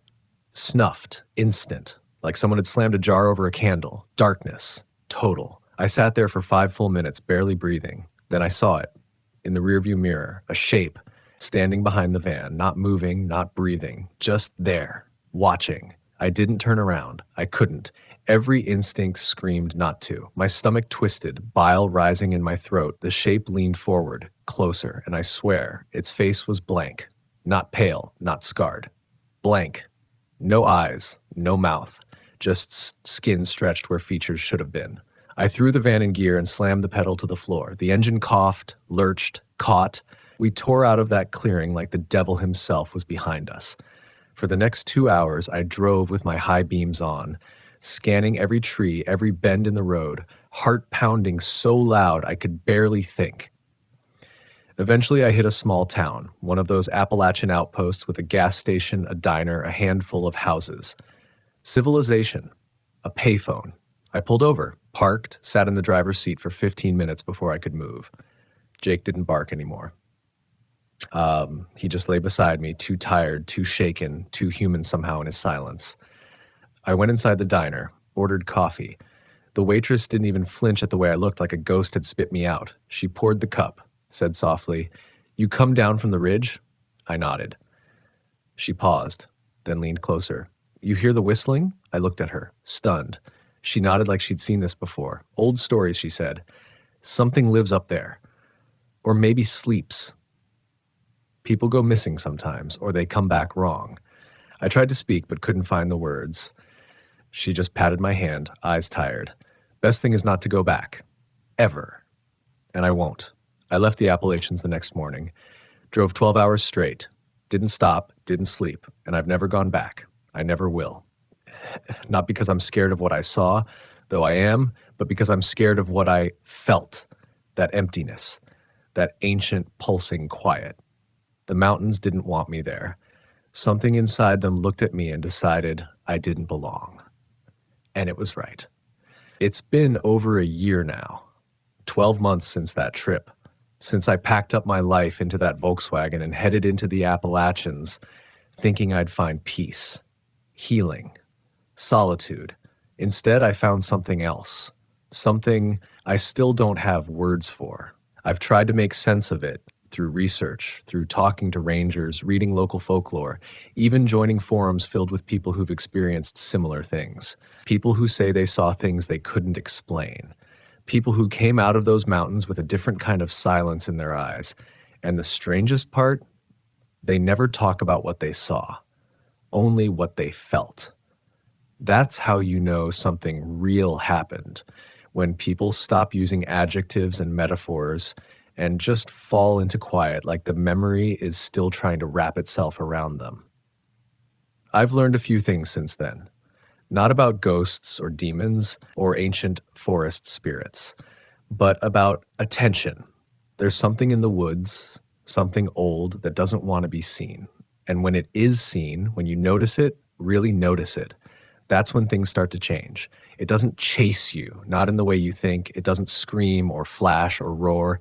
It just waits, watches, shows you the places in yourself that you've been avoiding, and then it tests you. The biggest test, it lets you leave, but it doesn't forget you.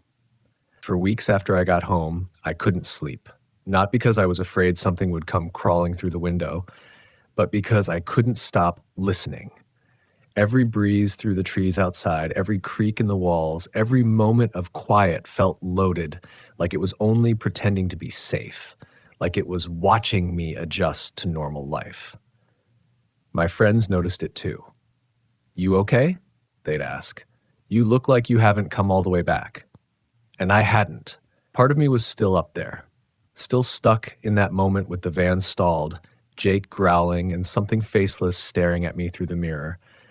And what haunts me the most is how quietly it all happened. No Hollywood music, no jump scares, just silence that weighed a little too much, just footsteps that came half a beat too late, just a name whispered back to me in the exact voice I didn't know I remembered. I learned something else too. When we go out into the wilderness, we like to think we're conquering something, that we're brave, that we're out there because we're strong enough to face the wild. But sometimes we go because we're running from something, and the wilderness knows. It sees you. It sees what you won't. It saw me. The truth is, I wasn't just running from a breakup or a layoff or some mid-30s crisis.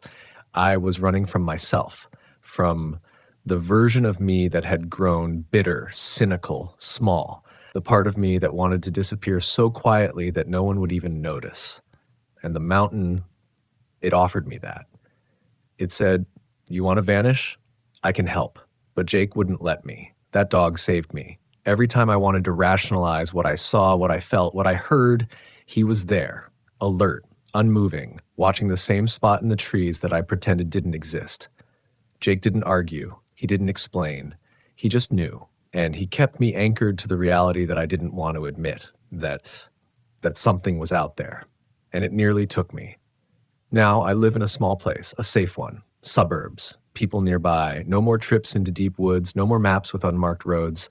I still camp, but only in designated parks, places with ranger stations and paved parking and the sound of other human voices nearby.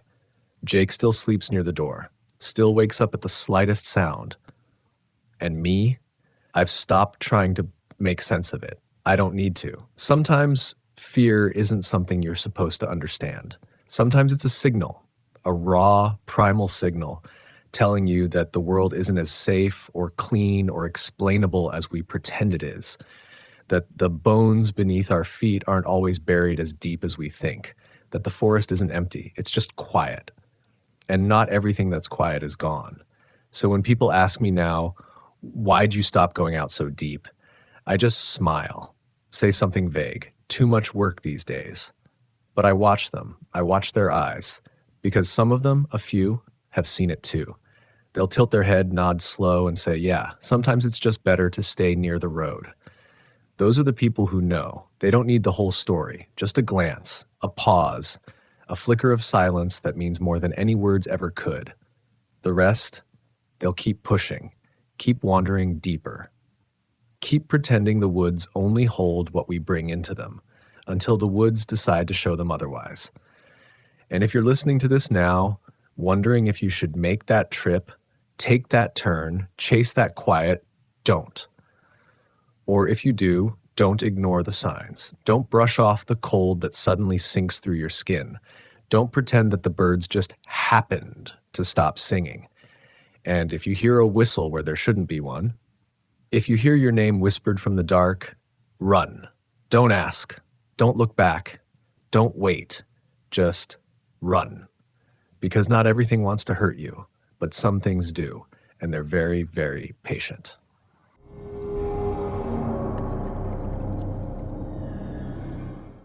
Arizona has always had that kind of quiet that doesn't feel like peace.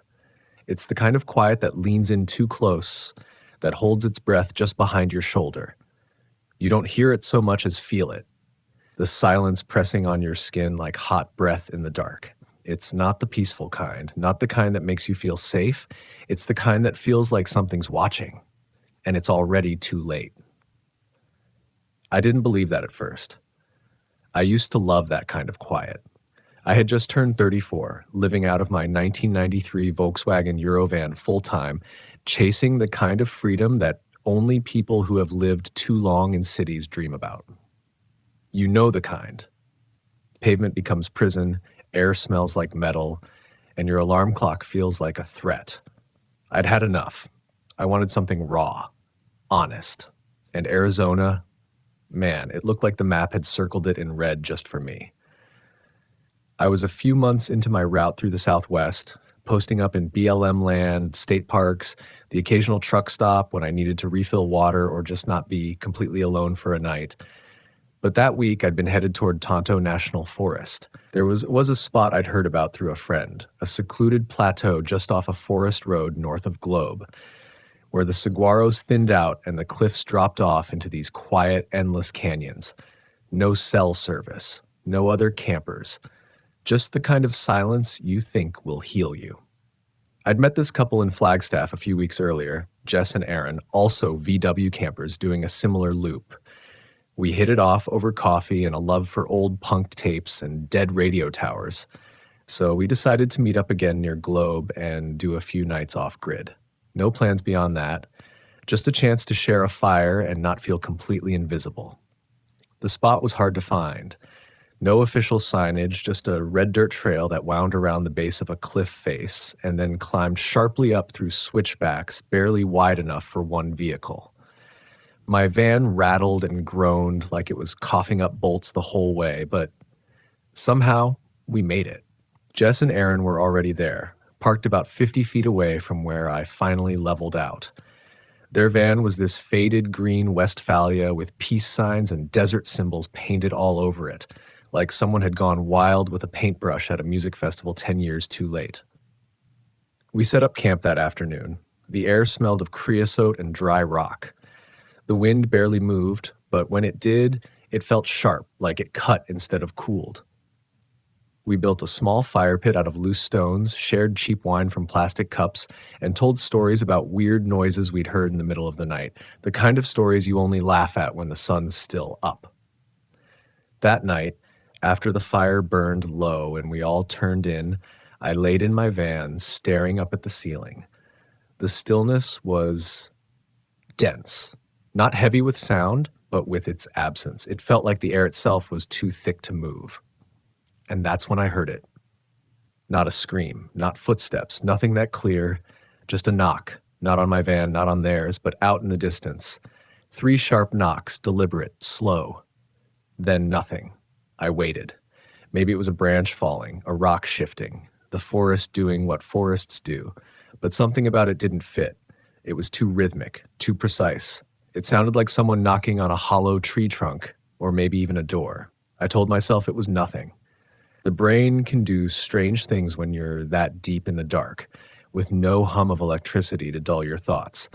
I rolled over and forced my eyes closed.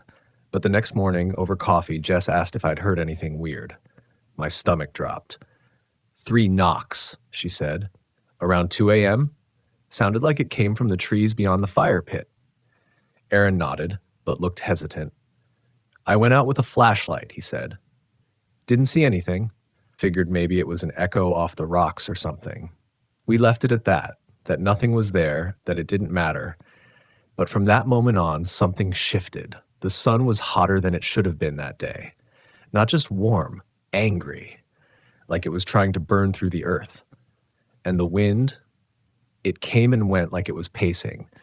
You'd forget it was there, then suddenly it would whip through camp like it was pissed off it'd been ignored. By dusk, we all felt it.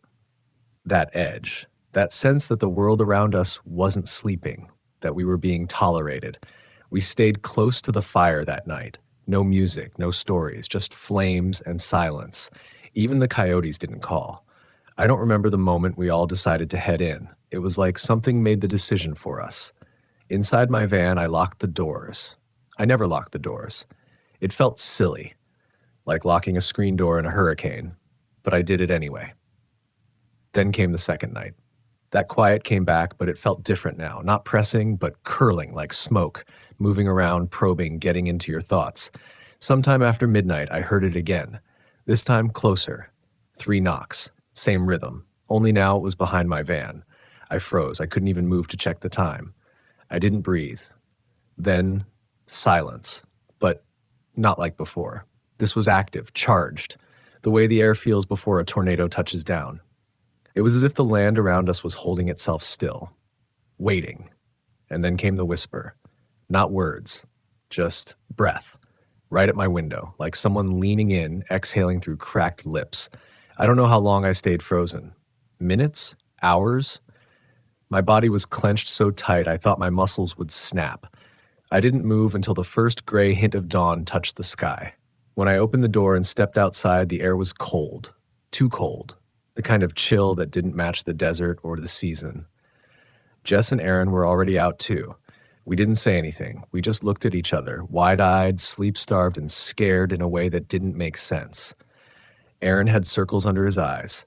Jess looked like she'd cried. We agreed to pack up, to get out, but none of us said why. And that's when we saw the footprints. They weren't boot prints, not ours, not anybody's we could explain.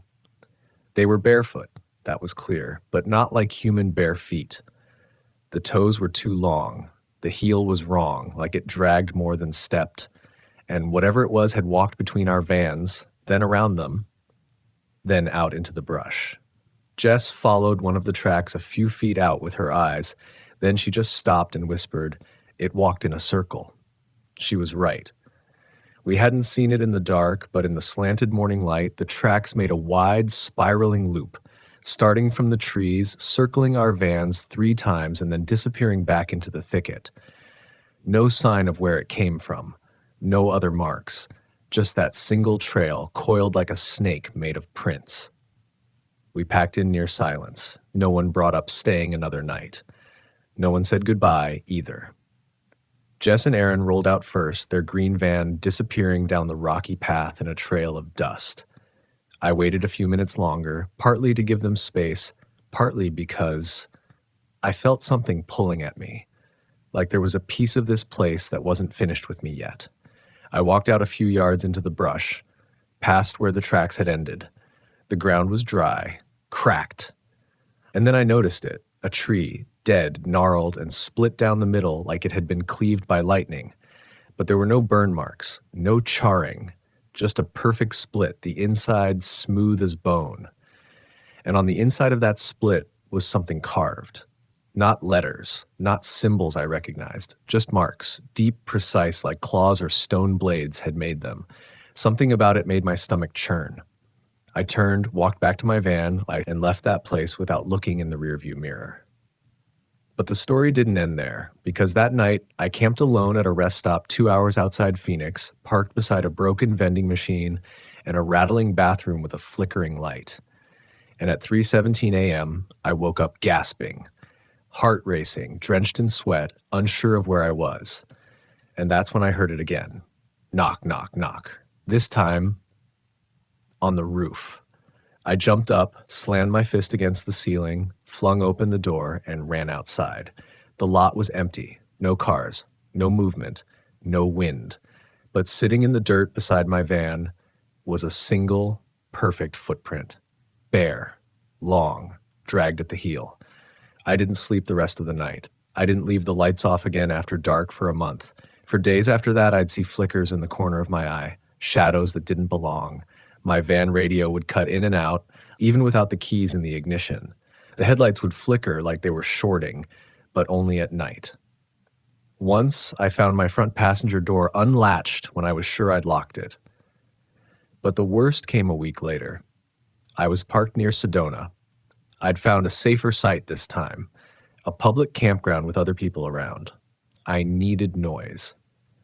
Safety in numbers. The staff were friendly. There were lights. There were dogs barking in the distance, which for once was comforting. That night I fell asleep to the sound of laughter from a few sites down. It was the first time in days I felt like I might actually sleep through the night, but then the laughter stopped. Suddenly, all at once. Like someone flipped a switch. I sat up in bed. Everything was still. Too still. The kind of still where you can hear your own heartbeat. Then I heard a dog growl, not bark, low, scared. Then another dog. Then silence again. And then, from outside my van, came the same 3 knocks. But this time, they weren't slow. They were urgent. Knock, knock, knock. Like something pounding fast, desperate, like it was trying to get in. I grabbed my flashlight, threw open the door, shouted into the dark, but the light barely cut 5 feet ahead. The beam hit only trees and the edge of a picnic table. No movement, no footprints, no breeze. But the dog, one site over, was whimpering, hunched down under its owner's van. I went over to check on it, and the woman who owned it, an older lady with half-moon glasses and a worn Arizona State hoodie, met me halfway. "You heard it too, didn't you?" she asked, voice shaking. I nodded. I didn't have the words. She looked down as if she didn't want to say what came next. "Same thing happened to my husband, 3 years ago. Same place, same knocks." I asked what happened. She said he didn't make it. I waited for her to explain, but she just stared at me, hollow. "He got scared, left in the middle of the night. Van rolled off the edge of the cliff road up north. They said it was an accident." She looked up at me with this broken, sharp kind of knowing. But I know better. He told me what he saw, what followed him. She didn't sleep that night either. I started doing research after that, looking into the area, the patterns, stories buried in forums, whispered across campgrounds, passed in fire-lit warnings that never made it onto maps. They call it the Spiral Man. Some say it's an old spirit, something native to the land, older than language, older than the rocks. Some say it's a punishment. Others say it's a guardian of places that don't want company. But all the stories had a few things in common. 3 knocks, spirals in the dirt, and the sense that once it notices you, once it circles your camp, it doesn't forget. I tried to logic my way out of it. That's what you do, isn't it? When the world starts bending like heat off pavement, you cling to what's solid. You tell yourself it was just the wind, a coyote, the metal contracting in the cold, sleep paralysis, trauma. But deep down, I knew better, because the Spiral Man, he didn't follow logic. He followed people. The kind who wandered too far into places that weren't meant to be mapped. The kind who listened too closely to the silence. And I'd listened. I left Arizona after that, drove straight through New Mexico, barely stopping. I stopped sleeping in forests, started parking in Walmart lots, truck stops, places that never went quiet. I needed noise. Fluorescent lights buzzing, car doors slamming, engines humming through the night. I needed to drown out that other sound, that feeling of breath on glass. But he was still there. Not in the shadows exactly, in between them. One night, somewhere outside Lubbock, I woke to my headlights flashing. They were off when I'd gone to sleep. And yet there they were, blinking in a steady rhythm. Not random, not shorting. Blinking 3 times. Always 3. On, off, on, pause. On, off, on, pause. I sat frozen in the driver's seat, watching my own van betray me. I waited for it to stop. It didn't. Not until I reached over and turned the ignition, flooding the parking lot with engine noise. He was showing me he could reach me anywhere. The next morning, I found something skin to the dust on my back window. A spiral. Not drawn. Etched. Deep enough to leave marks in the paint beneath. I started documenting everything. Taking pictures. Writing it down. I even considered going to a journalist or a paranormal investigator, but how do you explain something that doesn't leave fingerprints? That doesn't leave behind anything you can prove? You can't take a picture of a knock. You can't record a breath that only you can feel. So instead, I started hunting stories. People like me. Other van lifers, campers, off-grid wanderers. I found them in the cracks, in forgotten forums, in the comments of YouTube videos, in quiet DMs that always ended with the same thing. Don't tell anyone I told you this. And the more I listened, the more I realized the Spiral Man wasn't just some Arizona legend. He moves.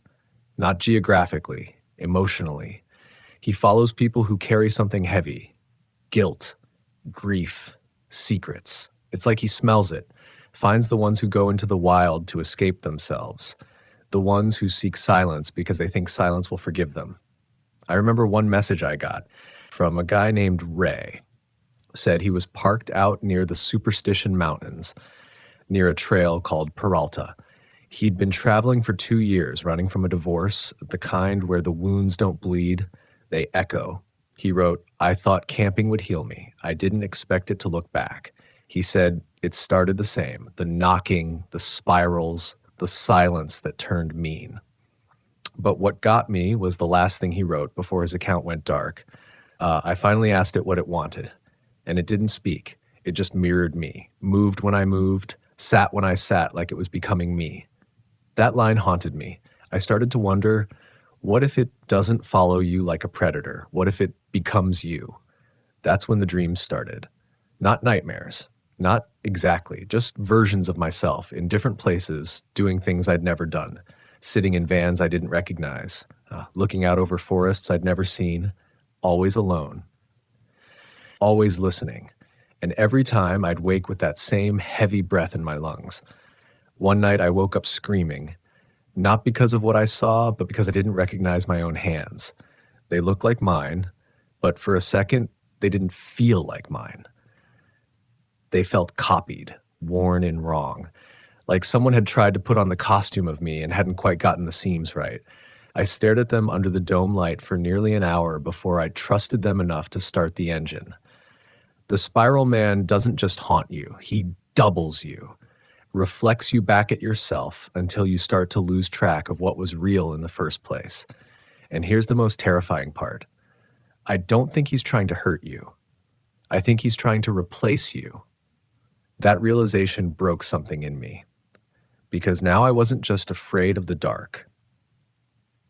I was afraid of who I'd be when the sun came back up.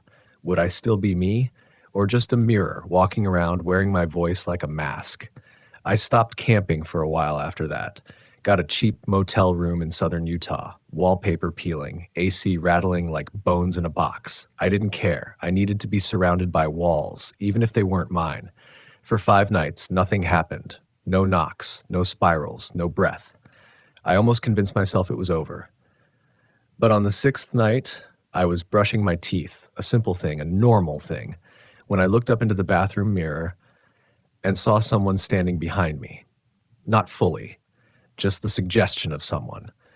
A shadow, shoulder height, the kind of outline your brain fills in when there's nothing really there. But this time I didn't freeze. I didn't turn around. I just said, without knowing why, "You can't have me." And the lights went out. Everything died. The bulbs, the TV, the buzzing AC, gone. Darkness like wet velvet pressing against every inch of me. And in that blackness, I didn't hear anything. I didn't feel anything, except for that one single breath, right on the back of my neck. I didn't scream. Maybe I should have, but it felt like if I made a sound, I'd give it permission. So I stood there, toothbrush still in my mouth, knees locked, breath tight, trying to convince myself I hadn't felt what I just felt. But the thing is, you can't unfeel breath. It's the most personal thing in the world. When someone exhales near you, that's intimacy. That's intent.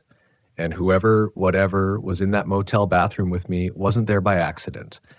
I backed out without turning around. I stepped over the threshold of that motel room, crossed the parking lot barefoot, got in my van, and left everything behind. My clothes, my gear, my journal, even my shoes. And still, I swear I heard footsteps behind me. Soft, bare, dragging.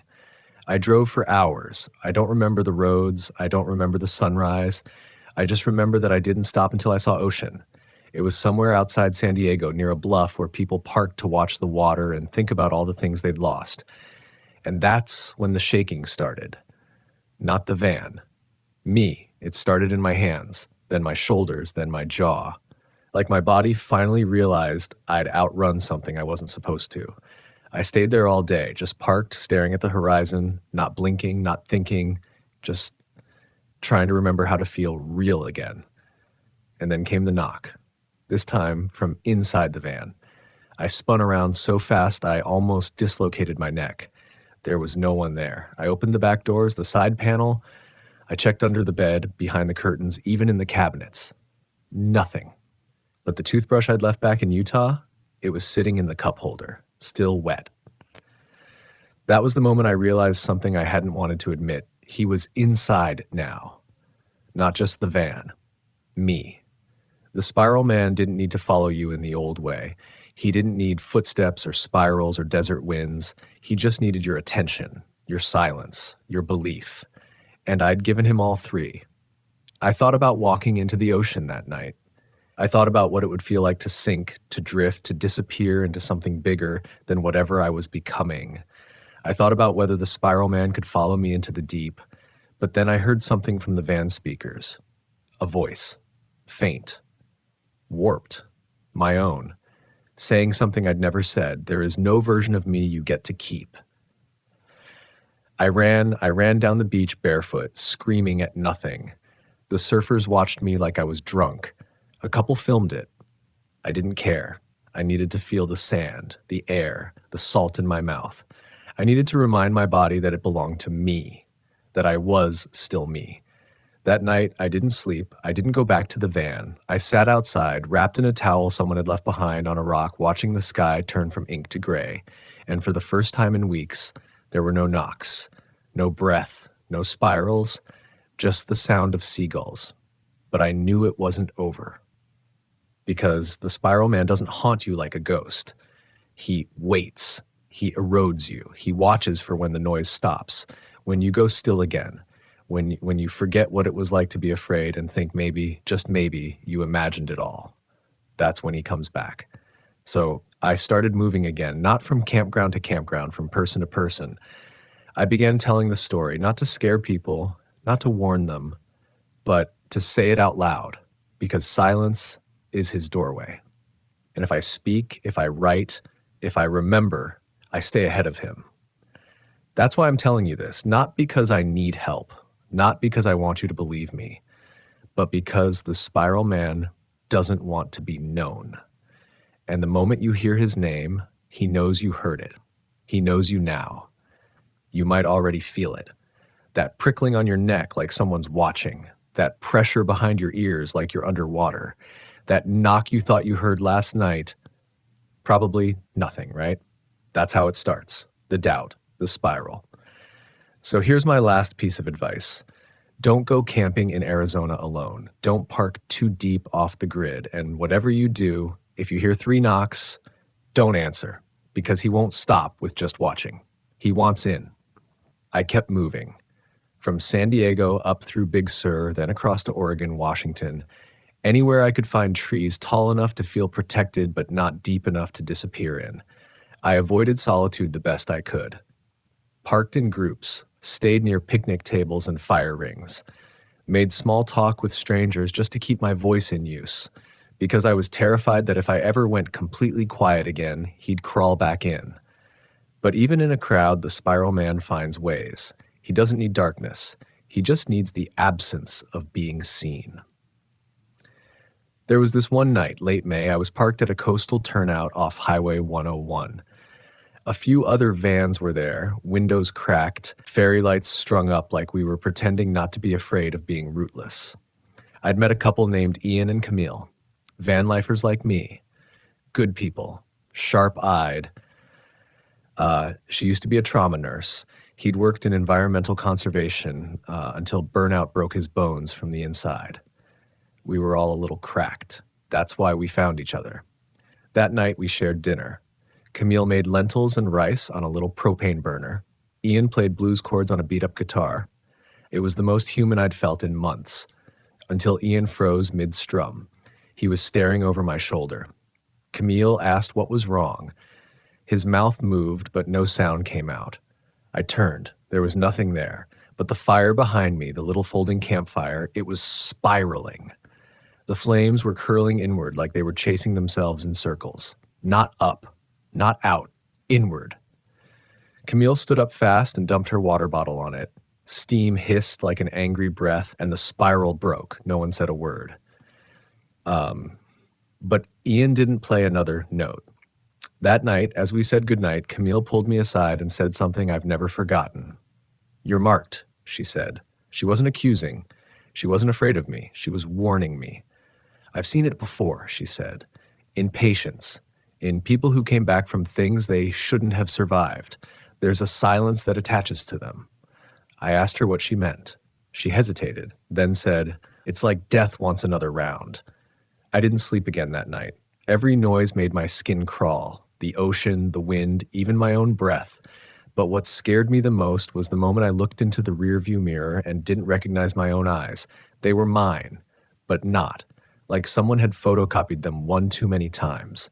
A little too flat, a little too hollow. The spiral man hadn't just followed me. He was wearing me, little pieces at a time, a borrowed laugh, a posture, a phrase I didn't remember saying. Once, I caught myself standing outside my van, barefoot at 3 a.m. No memory of getting there. No sound had woken me. But I was standing in the same posture I'd seen carved into that split tree back in Arizona. Knees bent, hands curled, head slightly tilted, like listening for a sound just beneath the dirt. I don't know how long I stood there. I only remember the moment I whispered to myself in a voice not quite mine, "Let me in." That was the closest I came to the edge, because I knew what he wanted now. He didn't want my life. He didn't want my death. He wanted my choice. He wanted me to choose him, to give up, to say it out loud, to let him step into the center and spiral out until there was nothing left but imitation. But here's the thing. When you live in a van, when you give up everything to sleep in national forests and ghost towns and desert pull-offs, you do it because you're looking for something real, something the world can't fake. And that became my weapon.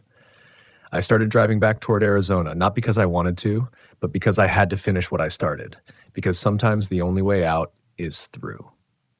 I crossed the state line on a gray, sunless morning. Arizona didn't look different, but it felt different, like the state had been waiting. I kept driving, deeper into the high desert, past Tucson, past Globe, back toward the place it started, that red dirt road winding up toward the cliff's edge, where the saguaros leaned like old bones and the wind stopped asking questions. I didn't stop for food. I barely drank water. I just drove like something in me had finally decided. If I'm going to lose myself, I'm going to watch it happen. The trail up to the original campsite was rougher now, more eroded. The cliffs had crumbled in some spots, as if the land was closing itself off. I drove slow. The van whined, but it climbed. I parked in the same place I had months earlier. The stones from the old fire pit were still there, scattered now, half buried, and nearby in the dirt, another spiral, fresh. I stepped out of the van, barefoot, not out of some ritual or instinct, just because it felt right. Like if I was going to confront this thing, it had to be skin to earth. Nothing between us. The wind didn't blow. The air was dry but still. No birds, no insects, just that old, bone-deep silence. I walked out past the vans, into the brush, back toward that split tree. It was still there, still hollowed, still waiting. Only now, the markings inside the bark were different. It wasn't just random scratches anymore. It was me, a crude carved figure, arms long, head bowed, circles etched into the chest, and below it, a handprint. Not mine, but human. Just wrong. Too many fingers, too much depth. I didn't run, I didn't scream. I sat down in front of it, and I spoke. Not a chant, not a prayer, just a truth. You can wear my voice, I said. You can follow my footsteps. You can carve my shape into wood and shadow and memory, but you can't have me. The silence swallowed it. For a moment, I thought nothing would happen, but then I felt it. A shift in the air, like pressure dropping before a storm. The kind of shift that makes trees lean, that makes dogs whine, that makes bones remember they're breakable. Behind me, the knocks. 3, sharp, close, directly behind my head. I didn't turn. Instead, I breathed in, deep, deeper than I ever had, and I said the only thing I had left. I'm not afraid of being lost anymore. I'm afraid of not living. And the wind hit, all at once. Hot, violent, screaming through the canyon like a thing released. The spiral in the dirt whipped into the air. Dust stung my skin. The tree groaned, and then a second knock. But this one, from inside my own chest, like my heartbeat echoing back. And I understood the Spiral Man wasn't a ghost. He was a mirror. A shape that formed from the parts of us we hide, the pieces we bury in silence. Guilt, regret, abandonment. The Spiral Man was every time I turned my back on myself. Every mile I drove to escape a version of me I didn't want to face. He didn't follow people. He found people already spiraling and offered them a way out. Even if that way out was forgetting who they were. The wind died. I opened my eyes. The tree was empty. The spiral in the dirt, gone. The sky turned gold with the setting sun, bleeding across the cliffs in ribbons of heat and dusk. And I was alone. But I wasn't afraid. I walked back to my van. There was no mark on the door, no fog on the windows, no knocks, just the hum of the engine, the groan of the tires, and the sound of my own breath. Steady mine, alive. That night, I camped beneath a wide sky. No fire, no music, just me. The stars and the long silence of the desert. But this time, it felt like peace. Not because the Spiral Man was gone, but because I no longer needed to be afraid of being seen by what I used to run from. And when the wind picked up again, brushing through the dry grass, I heard it. Not a whisper. Not a threat, just a question carried on the breeze. Are you still? I smiled, because I was.